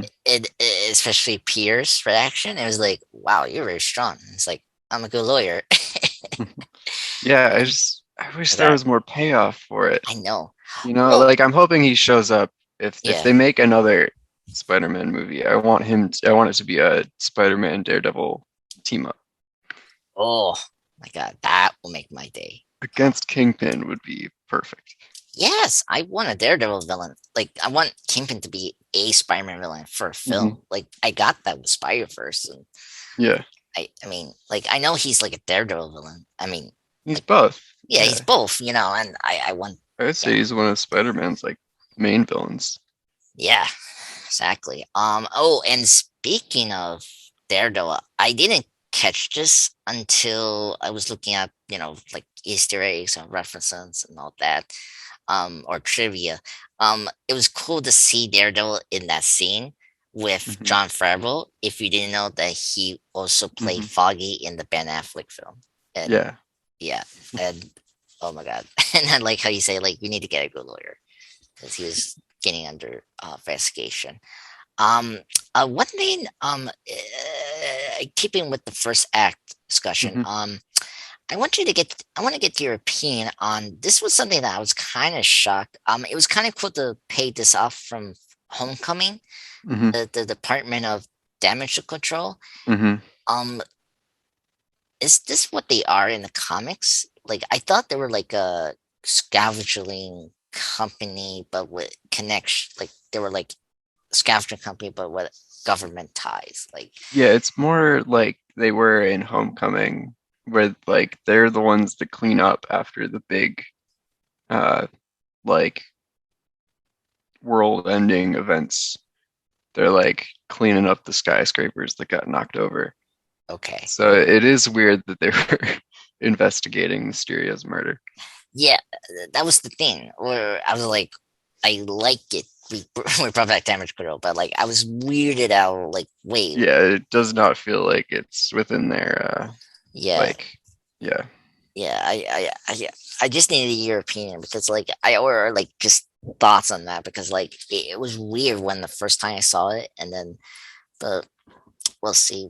We don't know much about this version of Damage Control in this universe yet. Hoping we can see it more. Um, Hmm. and speaking of Matt, like we having the She-Hulk show coming next year, right? Hmm. That's the logical place we're going to probably see Matt again. Could be. Um, yeah, I think so because Jennifer Walters is also a lawyer, and I think that's where we'll probably see him again for like an episode or maybe more, maybe let's hope. Uh, Hmm. just like Elena and Hawkeye. Yeah. um, okay, and then after Matt mentioned they dropped the charges. Um, for Parker, they go to Happy's apartment. Um, Mm. very funny scene, of course, when he's like supposedly sleeping, but he's actually awake and hearing Parker's conversation with MJ. Hmm. Um, and then we get to the school, and it was cool to see Betty Grant again. Betty Brant, yeah. Yeah. This is like her smallest role since Homecoming. She was very like everywhere in that the Far From Home. Yeah. Uh, yeah. But I forgot it was kind of funny. I forgot the Betty and Ned Leeds got married in the comic books. I Yeah. totally I don't know, like I didn't like understand why they did that in Far From Home. Now I like Yeah. oh god, They're married in the yeah. comics. And then Nedley's supposedly be Hobgoblin and Hmm. all that, whatever. Uh, and then we meet the other three like teacher faculties we saw from from the first two. The what's it, gym coach and the science teacher from the first two, and then the other guy from we introduced in Far From Home. I love their scene. Hmm. They were consistent. I love the conspiracy, the Yeah. gym. Yeah. Oh my god. Oh god, that whole scene was cracking me up. And I guess it's a good way to just kind of discuss MJ and Ned's role in this film. Hmm. I think this is maybe my favorite performance from Zendaya. I think MJ was really Yeah. great in this film, Hmm. and Ned's he's really awesome. I think he has the best moments from this movie for me. Um, his grandma, right? Or Yeah, his grandma. yeah, best moment. This best moment. Her reaction and everything is just funny. Um, but yeah.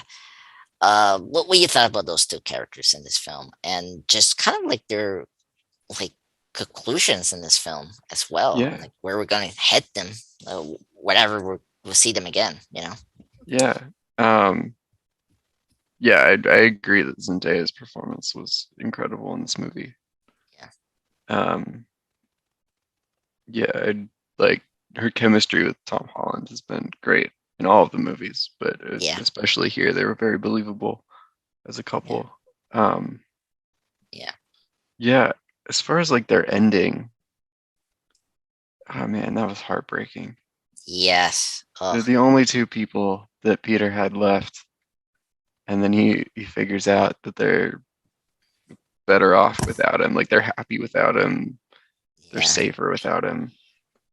Oh, Oh that hit me. man, It was sad to see. heartbreaking. Yeah, Yeah. when Holland or I say Parker and Ned's did their like special handshake like Hmm. bro thing that we Yeah. all do sometimes. Hmm.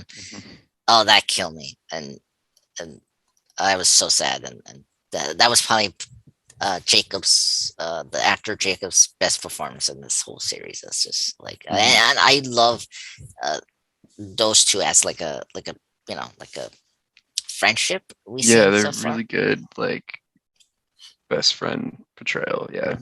Yeah, and so it was really sad to just to see that go, and we're ever going to see them again, in the nearest future, Yeah. because we don't know. I mean, we're probably going to get maybe other comic book characters, like Gwen or whatever, or Harry, all that. But yeah, just totally sad and all that. And then of course, the running through line to get to the spell, of course, was they were doing the MIT applications, right? That they were trying to, and unfortunately they got rejected earlier because of the connection with Peter and all that. And so this is where Parker goes to Strange, and then this is where I think the movie gets stronger, is when we do the spell, and then we get to Doc Ock, is where the film gets really like it's nonstop and just being the best. Um, Overall thoughts of Doctor Strange in this film. I I think this is my favorite like current batch performance as Strange after Infinity War, I think. And just and I was concerned about his foolishness, but then it was just the trailers made it different, and then here it made more sense. I appreciate that. So it was just another Marvel trick they did, and it just was just for the trailers. And then I wanted to talk to you the big reveal that happened in this movie that I was like kind of shocked, and I was like, oh, okay. So with Doctor Strange. You know what I'm talking about. Wong. Yeah, with Wong, I was like, oh, okay. But then it makes sense after I was like, oh, no, that makes sense. But what's your thoughts on Doctor Strange in this film? I agree that I was worried from the trailers that his characterization was going to be kind of off. Yeah. And he continues to be like very relaxed about like doing magic that he shouldn't be doing, which is weird. But I'm okay with it. As long as it's been consistent the whole time, then it's fine. It just doesn't feel like the Doctor Strange that I know, but it does feel like this iteration of Strange, so that's okay.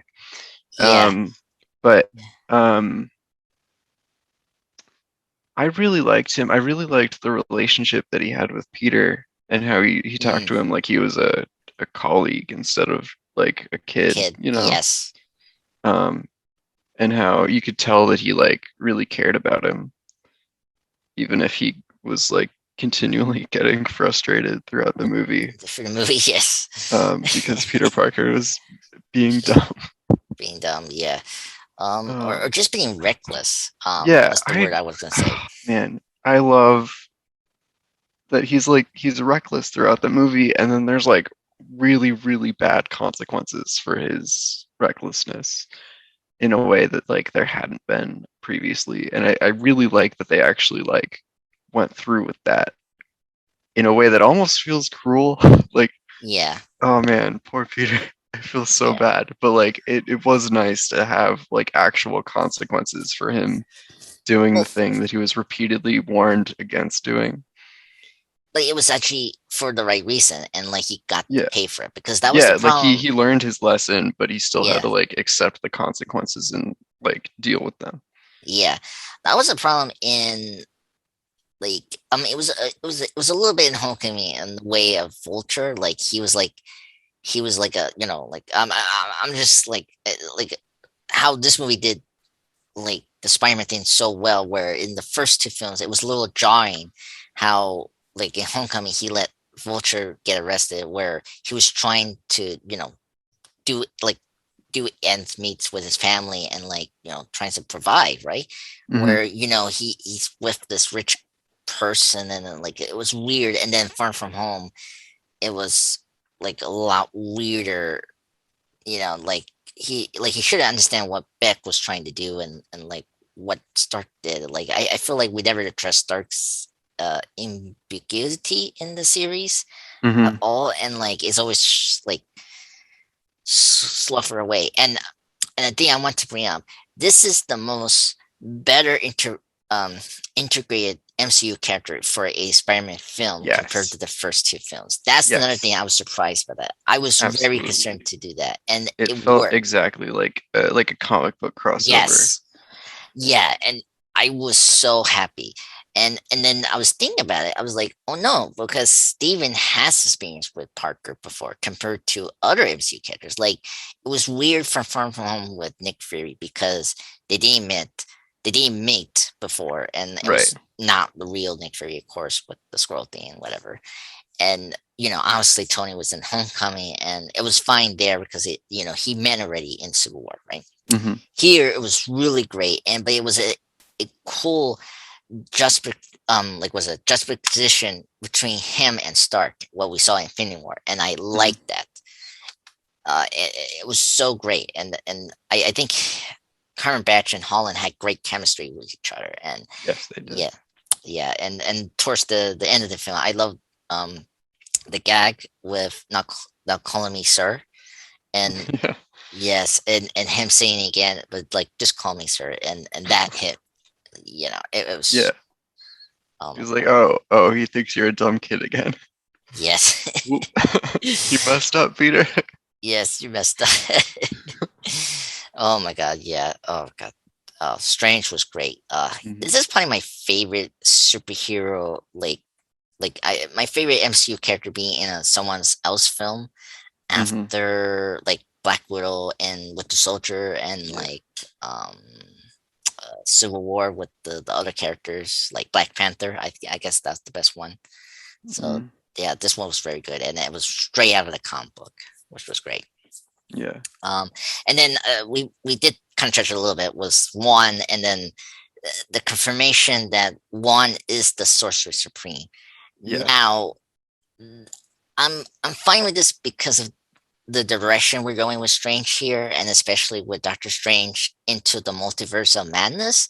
Hmm. Um, what do you feel about this? Like giving to it to one. I'm happy that one is still great. I still like him, and I'm happy he is the Sorcerer. But like, are you Yeah. fine that Strange is not? I Because mean, it like I want him to be because that's like who he is in the comics, but it just makes so much sense for it to be Wong in the MCU okay, that I'm absolutely fine with it. Because like he's been around longer than Strange.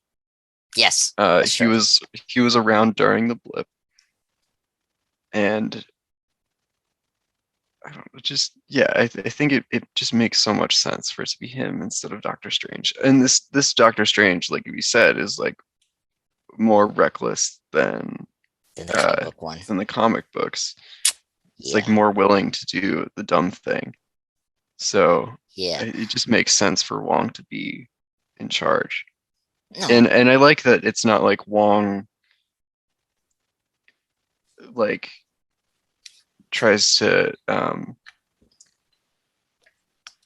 like force his authority onto Doctor Strange. Like he's just like, yeah, do whatever you want. I know that you're like powerful and we're like the best friends. So it's not like there's not like a yeah, weird power dynamic.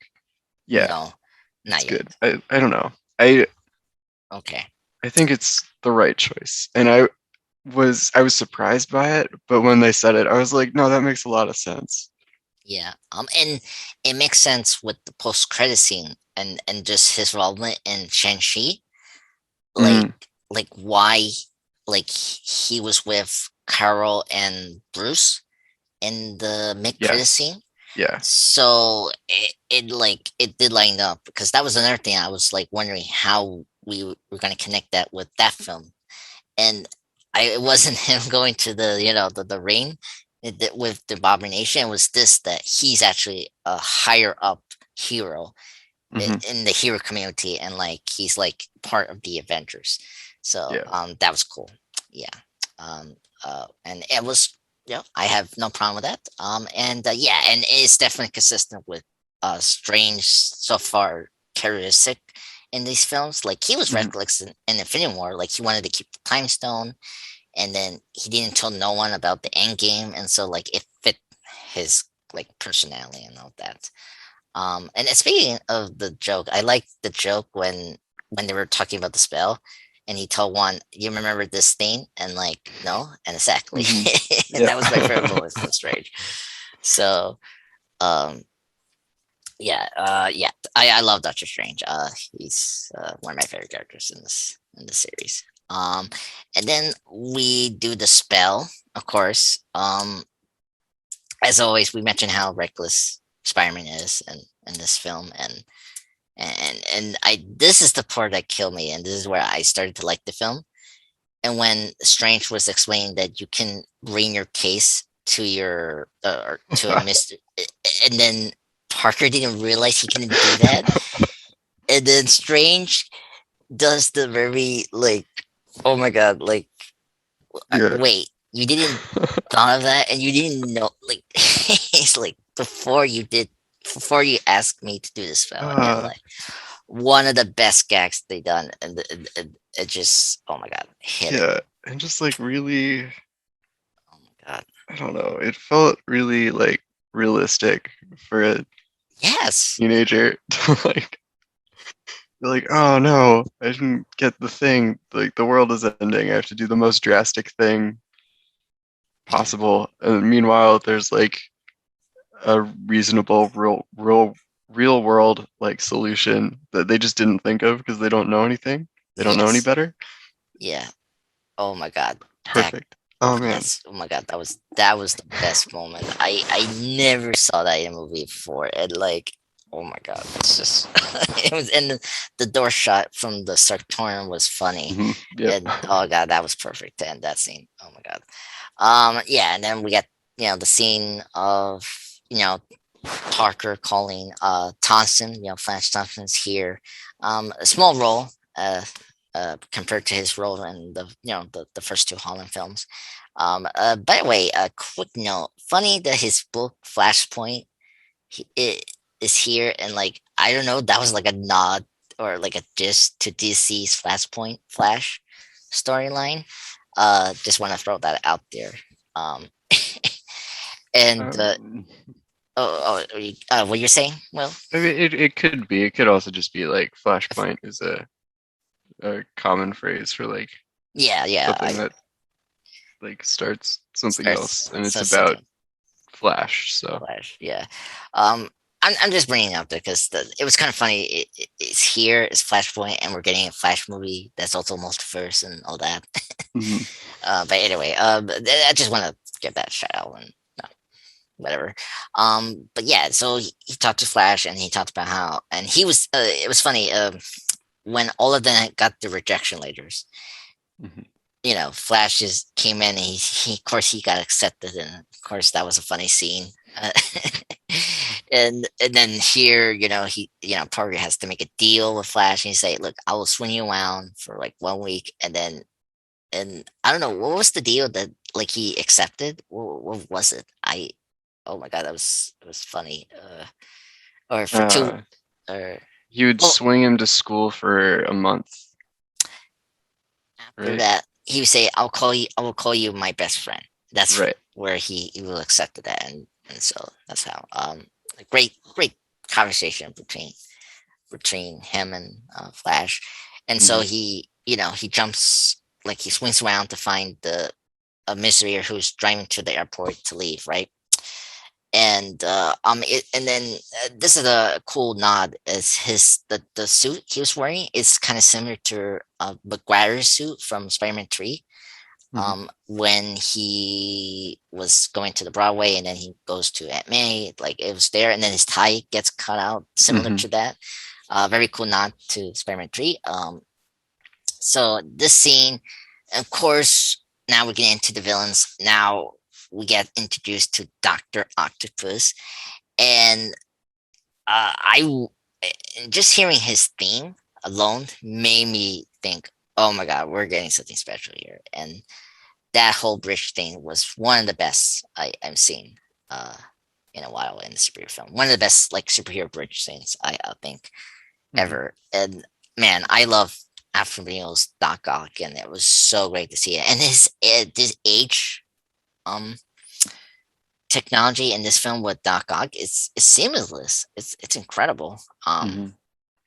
What do you think about Doc Ock in this film and like how they handled this character? I think they near perfectly made the character consistent from Spider-Man 2. Yeah. I it felt like the same character. A problem that I had with like a lot of the Maguire movies Mhm. was that they made the villains crazy. Like they made all of them have some kind Yes. of Yeah. yeah. And I really like that they cured Doc Ock of that in this one. Yes. Um, yeah, I mean, this movie did so much to fix all of the problems that I had with all of the Spider-Man movies. And the web Um, films as well. I mean, yeah, no, mostly I for like Electro. literally all Okay. 7 of the Spider-Man movies. Um, I like this movie retroactively improved them, um, Yeah. which is so difficult to do, and it's so impressive that they did it. But yeah, no, I liked Doc Ock, um, and I really liked that they kept him as like a sympathetic character, Yes. and that when he was at the Statue of Liberty, it wasn't he wasn't really there to fight the Spider-Man. He was there to Um, help them. right, and I liked his reunion with Maguire. Yes. Oh my God. I love Yeah. that. Oh my God. It's oh my God. He's really great. And I love he has the classic trench coat and the sweater, like it's from Hmm. the comics. Um yeah, everything about it was great. And the nanotech was kind of cool to see in the arms and they look pretty Hmm. cool. Yeah. Um yeah, yeah, and that was great. That whole scene was amazing. Just his introduction was great. And the mechanical arms are like fully CGI and they Hmm. look still impressive with Yeah. that, compared to Spider-Man 2 where it was like both CGI and puppeteer. Hmm. So I really appreciate that and like they didn't lose a lot of the detail I like about those arms from Spider-Man 2. Hmm. Yeah. And then, before Spider-Man and Doc Ock were transferred into, the bottom of the Sanctum Sanctorum, um, where Strange got imprisoned all the multiverse villains. Hmm. We see quickly the Green Goblin, and my audience like went silent. Speaking of audience reaction, we saw they were like, "Oh no!" and the bomb dropped down and it explode like completely huge Michael Bay explosion, and then you hear him laughing, and he almost caught Spider-Man to die, and then of course last minute Strange pull him out. Oh my God! Uh, and seeing Green Goblin again here was I don't mind his costume, but it was so great and funny that they fixed the things that was problematic with Green Goblin. Like they Hmm. got rid of the mask. That was cool. Uh, I like how the crack in the mask like was similar to Spider-Man's suit handling Hmm. in the garbage from Spider-Man 2 and the Yeah. story. Yeah, like great. No more Spider-Man no more. Willem Dafoe killed it. He Hmm. like totally like like just like Heath Ledger as the Joker, like he sizzled his role. He's the best actor playing Green Goblin, and he's like the best villain for Yeah. Spider-Man. It'd be so hard to find someone else to be Green Goblin. I know, and again, Sony messed that up with the Amazing. Like Chris Cooper could have been a good Grey Goblin. Like if we ever have a chance for that, but whatever. Here and there. I yeah. I Go ahead. really want more Norman Osborn. Yeah, Um, I want him to be like a slow burn villain. Like when they made the original Spider-Man movie, they got Green Goblin out of the way like first in the first movie, and then he was yeah, dead, and you couldn't use him again. I really want him to be like a character that is constantly in the background. Like yeah, he's like constantly present, and then eventually he becomes the Green Goblin, and it's like a very like personal fight. Um, yeah. I think that would be good. They can't really do that now because I don't think Peter's gonna get close to a Norman Osborn. No, I mean, Um, I you can still do that with Harry, but that's another pickle that's like kind of difficult. It's like you need Harry, like you need. Well, I mean, you could easily do the spectacular one, but like a version of Green Goblin where like Harry was first the Green Goblin, then you could do. Norman. Mm. Yeah, the whole Goblin thing is just so messy. It's like, the first trilogy did it like they did properly what to do, like in the comics. Okay, we'll do first, Norman, and then we'll build up Harry, which it ended up being not good. Of course, in Spider-Man 3, right? Mm-hmm. And then, of course, they rushed it again. Well, literally, they rushed it in Spider-Man, Amazing Spider-Man 2, and it was not good. And then here, I, I think I cannot see maybe a Norman in this MCU. Well, now with Stark gone, maybe. Um, but we'll see if whenever they get to that point, with Green Mm-hmm. Goblin. I'm just waiting for Hobgoblin to be here. That's my character I want to see the most. Um, but yeah, um, yeah, and just do more proper Harry and Pierce relationship I like from the comics and the TV shows. Mm-hmm.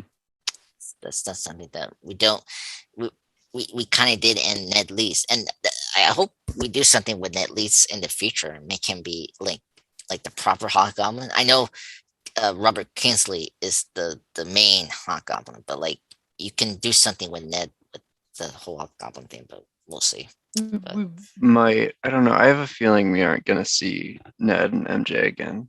At least yeah, not for a while. yeah, and it's tough because in the first like Spider-Man Holland films, like the first two, it's like they were reinventing supporting characters, Mm-hmm. and it's tough for me where they're gonna go with that. And then the villains, it's like who else they can adapt, you know, besides the ones they're producing solo films, with Sony, Mm-hmm. um, which is difficult. But anyway, Within the Fold is great. I was so happy they put the cloak, like the hood, that was Mm-hmm. like in the comics. That was a big deal. I love that.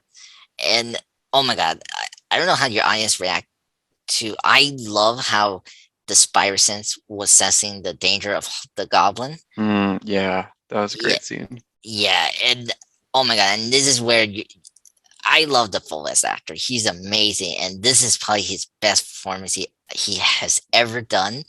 It just his turn and his smile is like, oh my god, so good. Like, oh my god, it was like it got me back to like the 2000s again. It's just seeing the first film again, but in this new film, and oh my god, and it's incredible, and how he tricked the villains into just like it's incredible.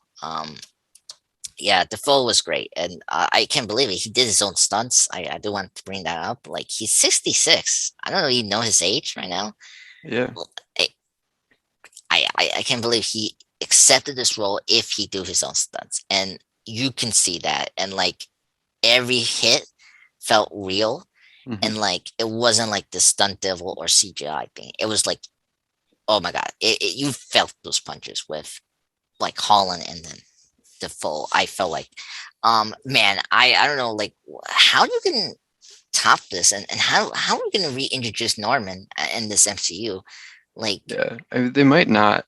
They said no, Oscorp doesn't exist in yeah, this movie. yeah, Um, ugh, and Spider-Man has so many villains that they can do other things. yeah, that's true. And they could do like Spider-Verse, like take some ideas from the Spider-Verse and put it here. I can see a new version of Doc here. Like you can do Olivia Octavius Mm-hmm. in Holland's version, and not like like disrupt or like disgrace, like, or like not disrespect Millennial's version of Doc Ock from Spider-Man 2 and this film, right?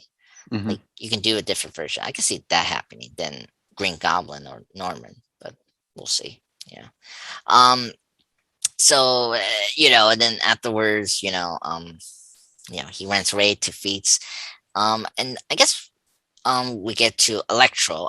What's your thoughts on Electro here? I think is better than Amazing Spider-Man 2, obviously. Um, Yeah.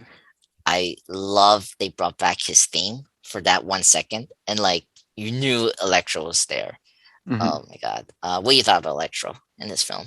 Yeah. I mean, he was really disappointing in The Amazing Spider-Man 2. Um, Yeah, and I thought they just completely knocked it out of the park with how they reinvented him for this movie. yeah. Oh man, I'm so happy Jamie Foxx came back. Yeah, me too. Yeah, Yeah, it was a missed opportunity, or it was like they really dropped the ball having him in Amazing Spider-Man 2. So I'm glad that he got to actually play Electro in like a way that was exciting and yes, like good. Yeah. yeah. His chemistry with the actors were very good. I like Hmm. his conversation with Sandman. Hmm. That was funny how they got their powers. Hmm. Yeah, be careful with the falls or something like that. Um, yeah. Okay. I was looking at what may say to Parky say with great power there must always come great responsibility. That's what she say in that scene when Yeah. she died. Um, uh, yeah. So just let you know. um, yeah.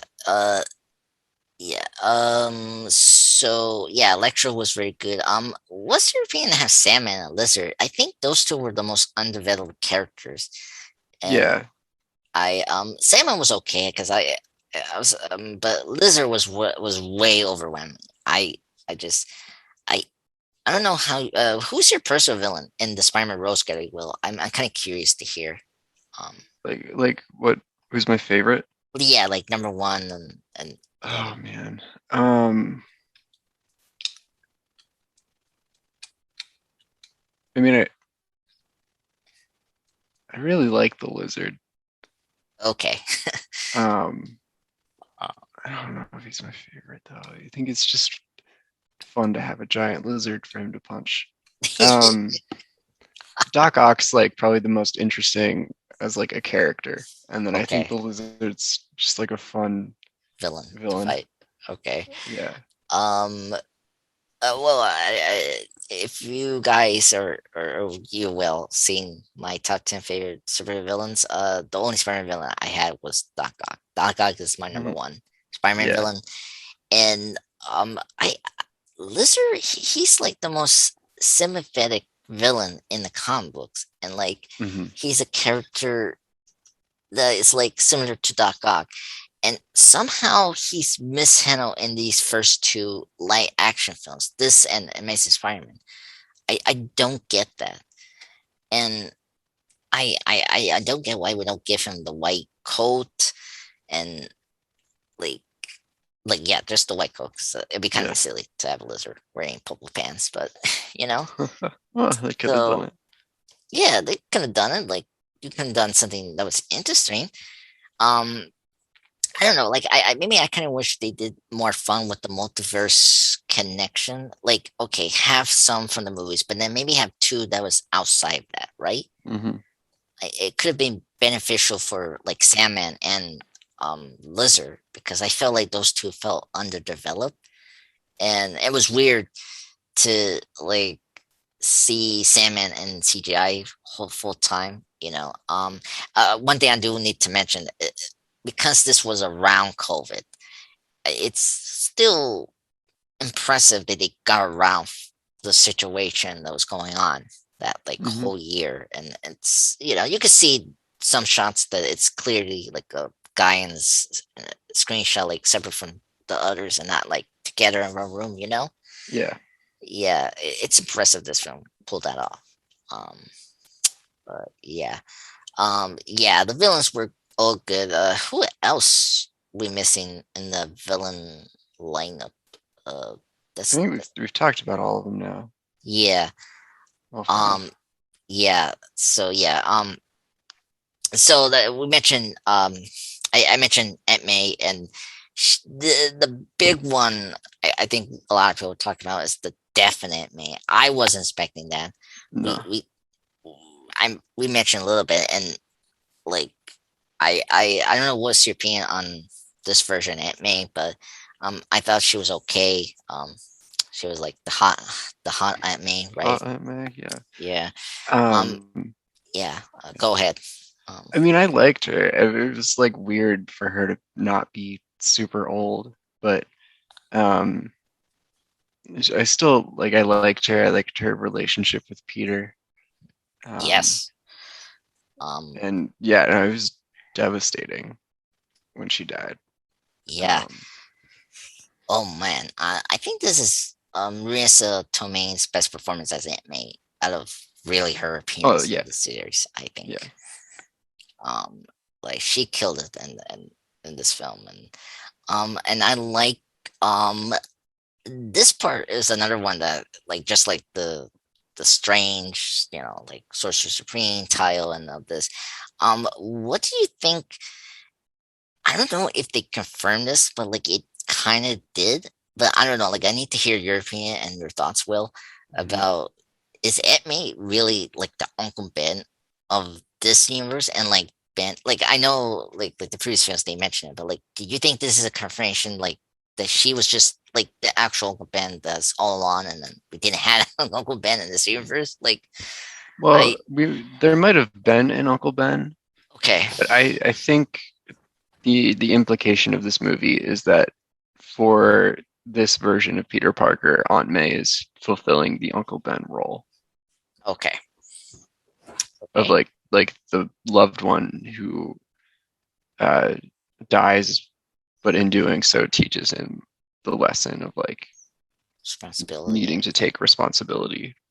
Okay, okay.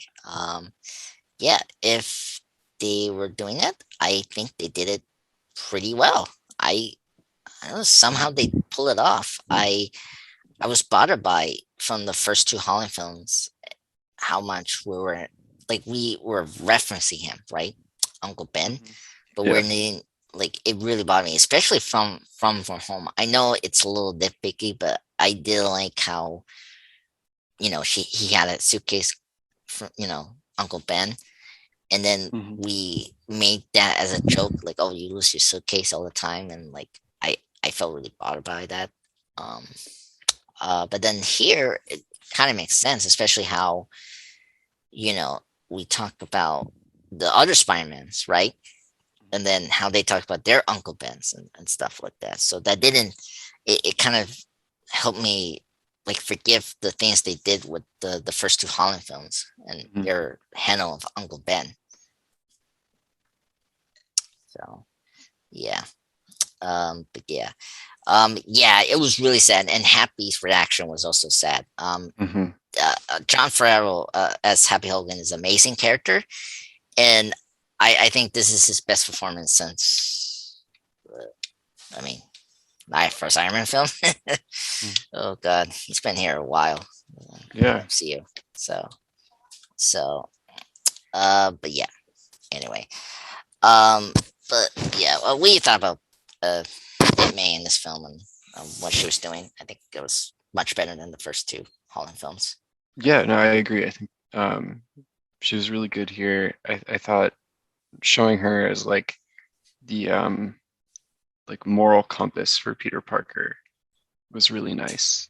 And how she was the one really driving him to save the villains and to take responsibility for everything going on.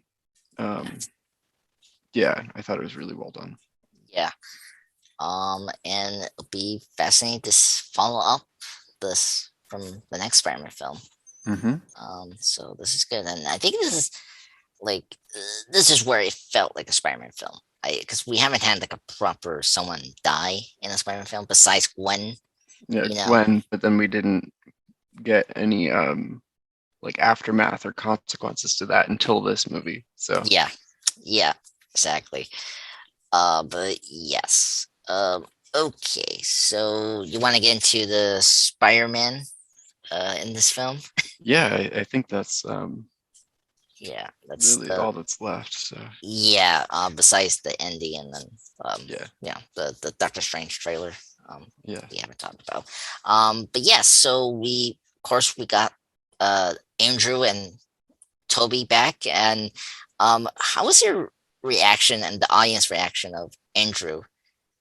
Oh, I Um, mean, everyone went crazy when he showed up, yeah, I saw his and I eyes. personally, I like he's my second favorite. Um, but I just really have a soft spot for him. Yes, I know. Um, so yeah, no, I was so excited. Uh, yeah, Oh my God.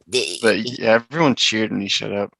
I, Um, I mean, when like when Ned does the the portal thing and he's like, "Bring me Pierre." It was a funny scene, like what he was mhm. doing, and then when you saw this tall, skinny guy, I was like, oh, "Okay." And then the thing you knew it was Andrew is the eyes, the Spider-Man. Yeah. Oh my! I was like, "Oh no, this is Andrew!" And oh my God, it was so great, and the whole gag of MJ throwing the bread at him was my favorite scene in the whole movie. And oh my God. Uh-huh. Oh my God. It was so hilarious. And Andrew felt like his character from the first two. And like Mhm. it was impressive. He was my favorite character out of the bunch. I J- Yeah, his performance was so good, and like the way he delivered all of his lines, and just like the humor that they gave him felt very consistent with his two movies. yeah, And I think that was the best part of his Spider-Man characterization, was just like how good he was as Spider-Man. So yeah, yeah, he yeah. was great. I loved seeing him again.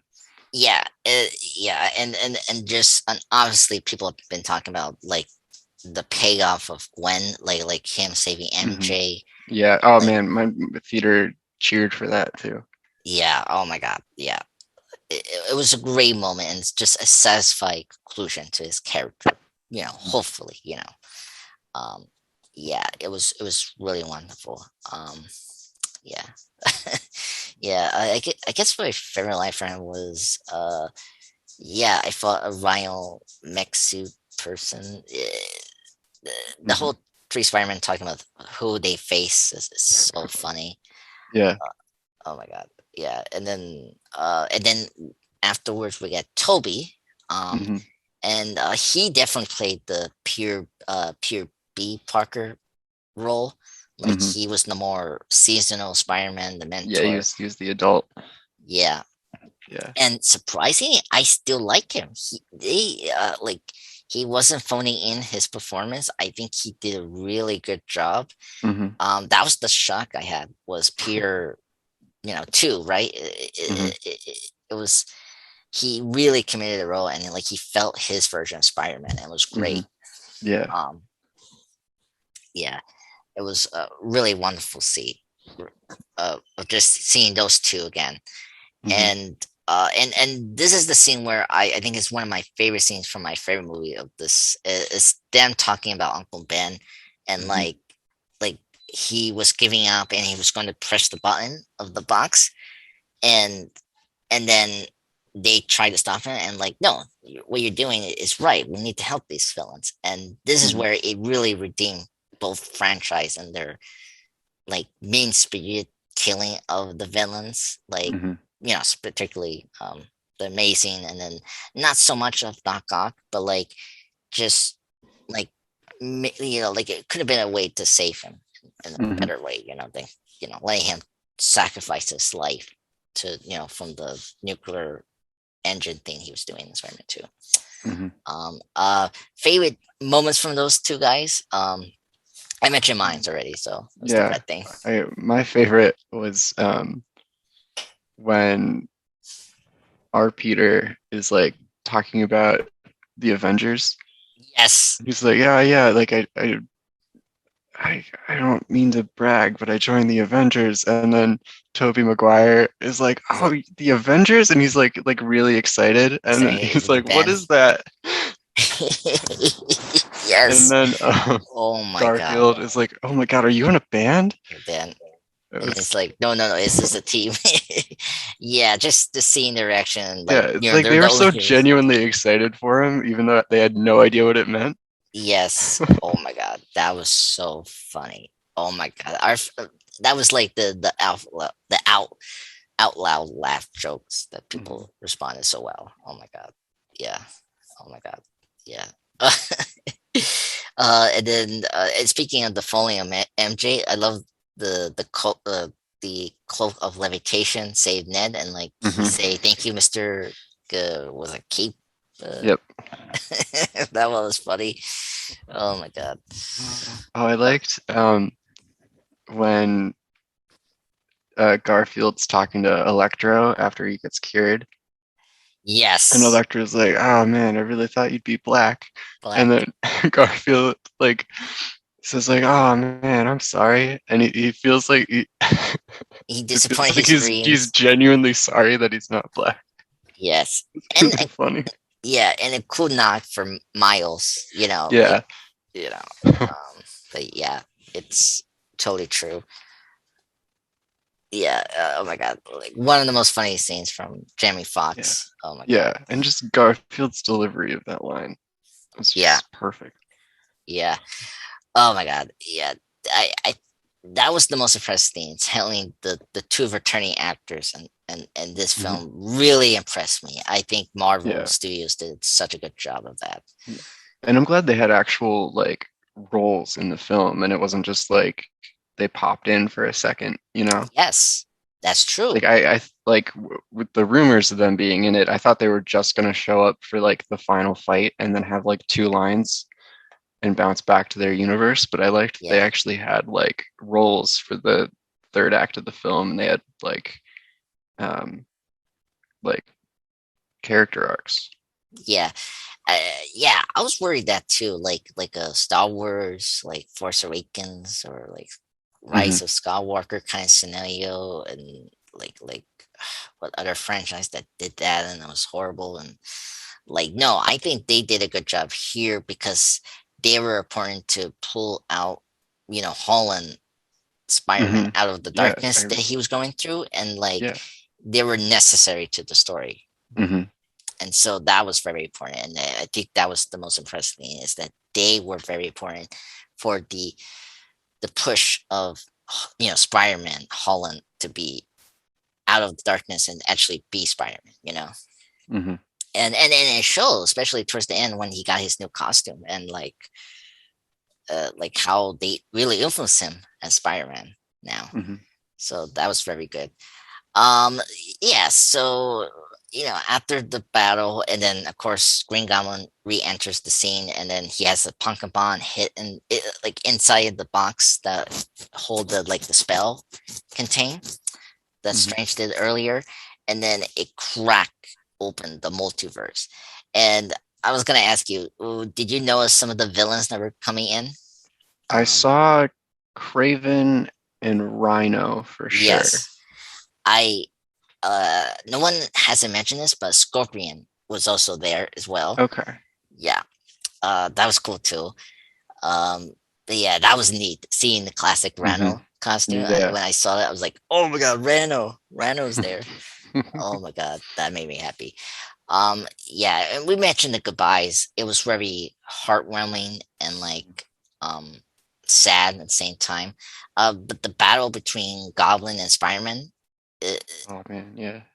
oh my god, so powerful, and just Holland just kick it out the park in his performance Yeah. there. Um, Um, yeah. Just another great line from Garfield was like right as they were getting sent back to their universe. He's like propping up Maguire and he's like, "You're in a lot of pain, aren't you?" yes, I know that like Yeah. kills me. He's like, "Yep, yes, Yep. I am."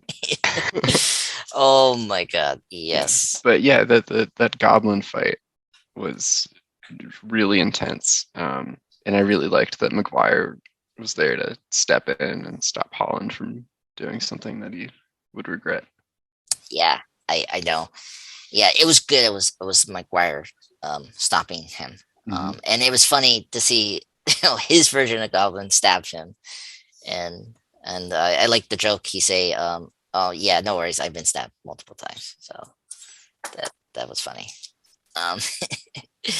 Um, so and then after all of them like came like went back to their like um universe, right? Hmm. Holland Spider-Man went back to see you know Ned and uh, MJ. Hmm. And another thing I want to mention is, did you notice they named Michelle Jones and they add in Watson? Did you saw Yeah. that? Yeah. Um, it's like a hyphenated last name. Okay. Did it Yeah, bother you? Because it did kind of for me. It's like, come on, we went this before. She's Michelle Jones, and I don't know. yeah. I But mean, she was. We already knew that she was supposed to be MJ. okay, all right, So I was fine with it. okay. Because I was like, really? All right. Well, it did add the multiverse thing as well. Like, Hmm. like we were in a different universe for Spider-Man, and it justifies some of the changes we saw in the early Holland films, right? And it Hmm. was like, okay, okay, okay, this makes sense. So yeah, that happens. By the way, Spider-Man just like trying to like he was practicing to tell Ned and MJ that who he is, and Hmm. that whole scene was just so heartbreaking. Just not Yeah. him, like, yeah, like, I it was really sad, and just seeing Ned looking at the phone and then being accepted at MIT was like I was so happy, but then I was sad that he was not going with them in Boston. Yeah. Um, yeah, yeah. Oh my god. We talked about that whole scene. Yeah. Um, Oh man, it was heartbreaking. Just him, because like it slowly dawns on him that it would probably be yeah, better for him to not say anything. Because he goes in, and he starts saying it, and then he realizes that they're like happy, like they're going to MIT. yeah, They're still friends. They're gonna like just be happy at the school of their dreams. yeah, But then he still starts to say it anyway, and he notices the cut on MJ's like forehead, yeah. and he was like, "Oh, like they'd be safer too December 2. Yeah, without me." And that's the moment where he decides not to say anything, and now it's heartbreaking. Just like these are the only people that he has left, yeah. Oh, and he knows that they would be yeah, happy and safer without him. yeah. Um, Oh, I was so sad he didn't tell them, and like 'cause yeah. I started to grow with those characters, and especially with MJ because like Hmm. I kind of liked her in Homecoming, but I was a little like hesitant because I didn't know where they were going with that character. Hmm. Until Far From Home is where I kind of like felt comfortable with the character there, and then this Hmm. movie made me really love MJ, and then the the Yeah. She's the shoe gone. Yeah. you know dropped in, and it's like, oh my god, that killed me. Oh my god, just kills me so much. Uh, yeah, and I know we've been going around talking all over the place with this film. It was kind of cool they put the final battle scene in the Statue of Liberty. I don't know, it was like a reference to the first X-Men film. Like it's been 21 years since the like big Marvel hit, and Hmm. like I don't know, that was like kind of coincidence they put the final battle there. Like I don't know, and um, just want to throw that out. That was kind of and the shield that we got mentioned from Elena Hmm. got confirmed here, so that was neat to connect that um with Hawkeye. Hmm. Um, that was cool. I like the I don't know, it's just the coffee cup has something this like had a message say it'd be better you'd be happy, like, or it makes you happy. Like I kind of like they did like a dramatic message to sum up Pierre's like reason to not go and tell MJ and at least his true identity again. Hmm. Um, like that was a cool like uh, way to like address the message of what was going on with a coffee cup that Yeah. he got from And MJ. that's yeah, that's like a very common coffee cup design in New York too. So I Oh, like that okay. it's like, well, it's still like it's just like Yeah. a natural piece of world building that also reinforces the theme of the movie Okay. is really nice. And it's just like another connection between the character and New York. Yeah. Yeah. Yeah. The reason I say that is because we see it again in his apartment. Hmm. We get towards the end of the movie when he does his winning as usual. Yeah. Okay. Okay. Yeah. You're the New Yorker than me. I'm still the small time boy uh in the group. But yeah. So afterwards he gets a apartment, Hmm. and it was cool. A lot of people have mentioned like the apartment looked kind of similar to the PS4 game. Hmm. Um, I don't know if you have that, but like it Yeah, looked, I love that game. yeah, it's wonderful. It looks really great. And then this is where I was like upset, frustrated that they didn't show us the new suit he made, and He it looked, kind of did. yeah, but you didn't see the chest, and then the, I mean, you saw the back. It was kind of, I love the new suit he wore towards the end. Hmm.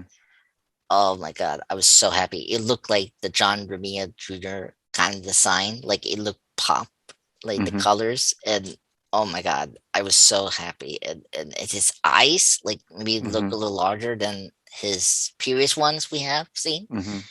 Oh my god, I was so happy. And of course he went around the Rockefeller, of course. That was Hmm. we already seen in Hawkeye, and that was a cool nod, like another cool like connection that's like already been seen from another Marvel thing, and so that was cool, and it was Christmas. Um, Yeah.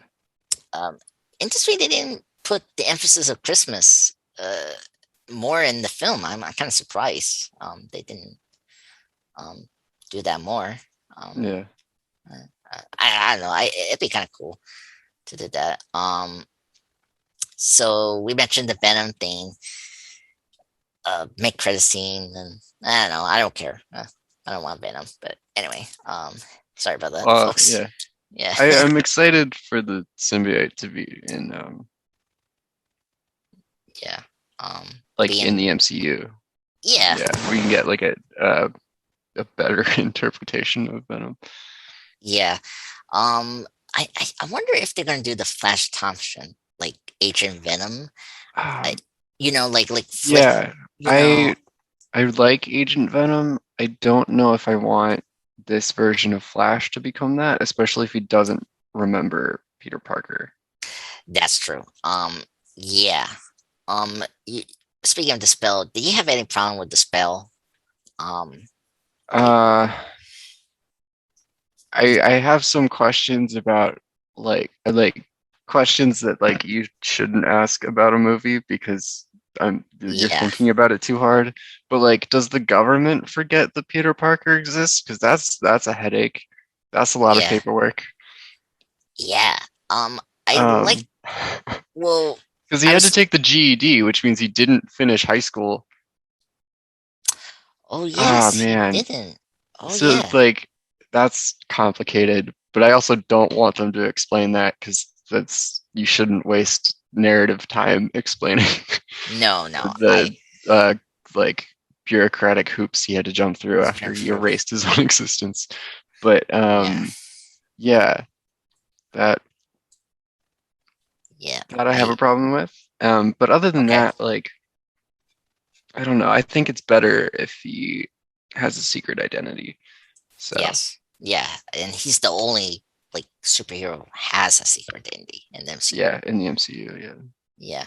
Um, I can someone explain it better, but like it's one of these podcasts I mentioned. It's like don't apply logic to it, and then he explained the events that we saw with Spider-Man still happen. It's just that everyone that had interact with Spider-Man doesn't know that it's Peter Parker. It's like he wasn't unmasked during those Right. kind of events. So that's But how, I like, think they forgot who Peter Parker was though. yes, Like that's, like no one knows Peter Parker, even like his school. yeah, But yeah, no, they still know who Spider-Man is. yeah, exactly. So Yeah. that's how I probably see it. And and like but then like my question is like, does it extend it to the cosmic universe, like Captain Marvel? And I don't know.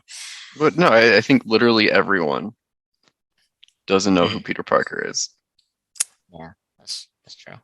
I don't know. It's a lot. Like it's also the wording that like what Parker say or what Strange say was kind of weird. Like I feel like they shouldn't reword what they were saying about like what Peter wanted Strange to do for this new spell, and it wasn't like clear. I feel like, and that's why it's like a little confusing right now for some folks and Yeah. us as well.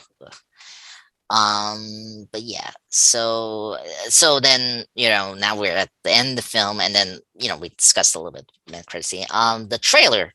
I don't know. You had a chance to see the new trailer of Doctor Strange. I did. Oh my God! So thank goodness it actually released today, ironically and conveniently. Um, so what do you thought about the trailer? Let's discuss that quickly, and then just wrap up with the spoilercast. What are your thoughts on the trailer? Yeah, I think it looks interesting. I'm excited for the movie. Excited to see Wanda again. Yes. Interested to learn more about America Chavez. I liked that they brought back the visuals from What If of the Yes. universe disappearing, and it looks kind of like ink melting Yeah. away. Supreme Strange is back. Well, yeah, Or at the very least, there's an evil Doctor Strange. I hope yeah. hope they aren't Okay. making What If required viewing. Yeah, that's true. But yeah, yeah, no, I'm interested to see what happens. I'm just excited for more Doctor Strange visuals because that was the best part of the first movie. I loved the fight scene in No Way Home. I was in the mirror dimension. Like anytime Strange. Doctor Strange gets to get trippy, I love it. Yeah. My favorite scene from Infinity War was Strange versus Thanos. Yep. And that was the most iconic thing from that film, and everyone talked about that. It was like it really showed the potential of Strange as a character. Yeah. Yeah, I agree with you, Will. I'm just excited to do more weird things with the Strange universe, and like and the more so in the first film. And I'm we haven't it's kind of funny. Toby's back. Is also I'm excited to see Sam Raimi back. hmm I'm very curious and excited to see where Raimi and the writers going to take the characters and Strange into this film. I'm very excited to see Wanda again. I love Wanda now. Did you hear scream or like they were like talking in whispers? Oh look, it's Wanda! I I feel like people are very excited to see Wanda again. Yeah, I mean, WandaVision was really popular even with people that like aren't super into the MCU. Yeah, So it's yeah, I love that she's like getting more popular. I love that. yeah. Oh my God, yeah. And we haven't discussed like the awards that WandaVisions get. Like it was cool that the Golden Globes they nominate Elizabeth and Paul in the movie series category. If I remember correctly, last time I checked. So it's a big deal. That the show is getting a lot, and it just shows how the first show just kick it out the park. So that's all it needs. Yeah, I'm very excited. I'm very excited to see Mardu coming back. That was because we haven't seen him since the first film, and and so I'm excited to pick up the stuff from Doctor Strange, the first Doctor Strange, and well, hopefully they pick up the stuff from that like was it make credit scene? Doctor Strange. Oh, it's been a while to see that film. And then what else? That was in the trailer. And I guess was there anything? Oh, and the villain. I guess we saw that like one-eyed creature. I forgot the name of it. I'm sorry. What was the one-eyed villain called? Oh, I don't know. Yeah, In D&D, it's Beholder. Beholder. I don't know. It's all right, here we go. I think I'm trying to get the name. It starts with A, Markle or something like that. I don't know. I'm excited for more weird things for Doctor Strange. So, but yeah. So overall, last thing, the score for this film was great. It was great to hear not only the villains' themes, but Toby and Indra's themes back in Hmm. this film. And yeah, I thought it was good to bring those themes back to form the franchise in general. But overall thoughts, Will, is Spider-Man No Way Home your like? Is it your favorite comic book movie of this year, or is it still the Suicide Squad?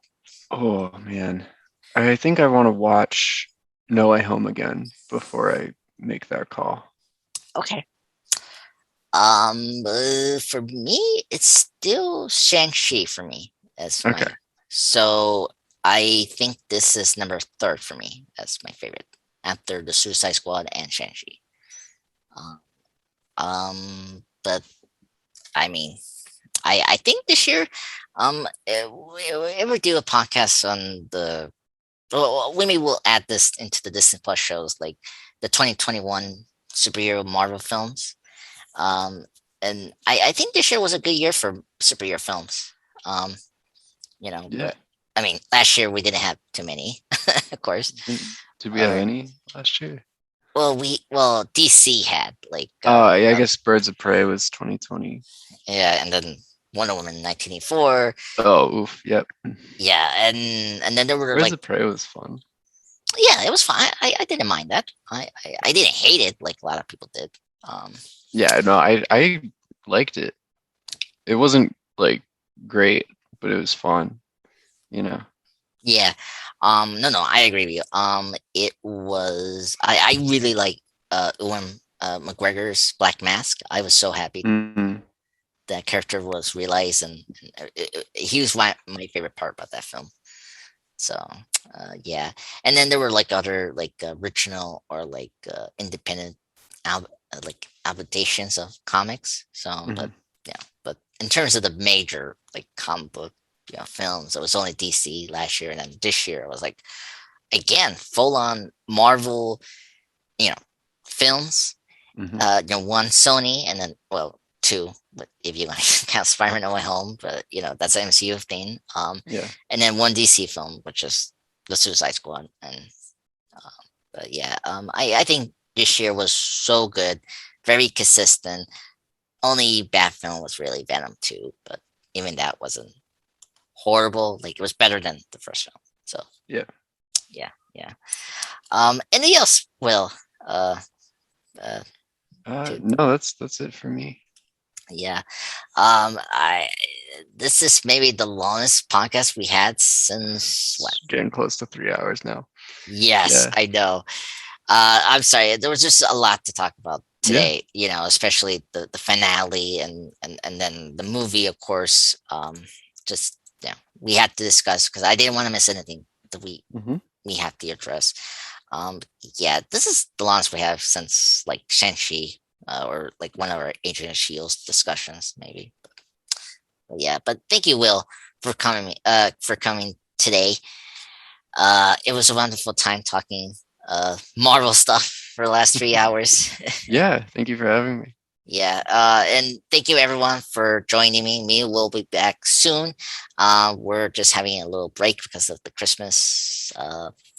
The Christmas Day is on Saturday, and so we're gonna do Christmas stuff with our families. Mhm. So no further ado, enjoy this spectacular podcast when I'm gonna upload it this week. Have a nice holidays, everyone. Merry Christmas and Happy New Year.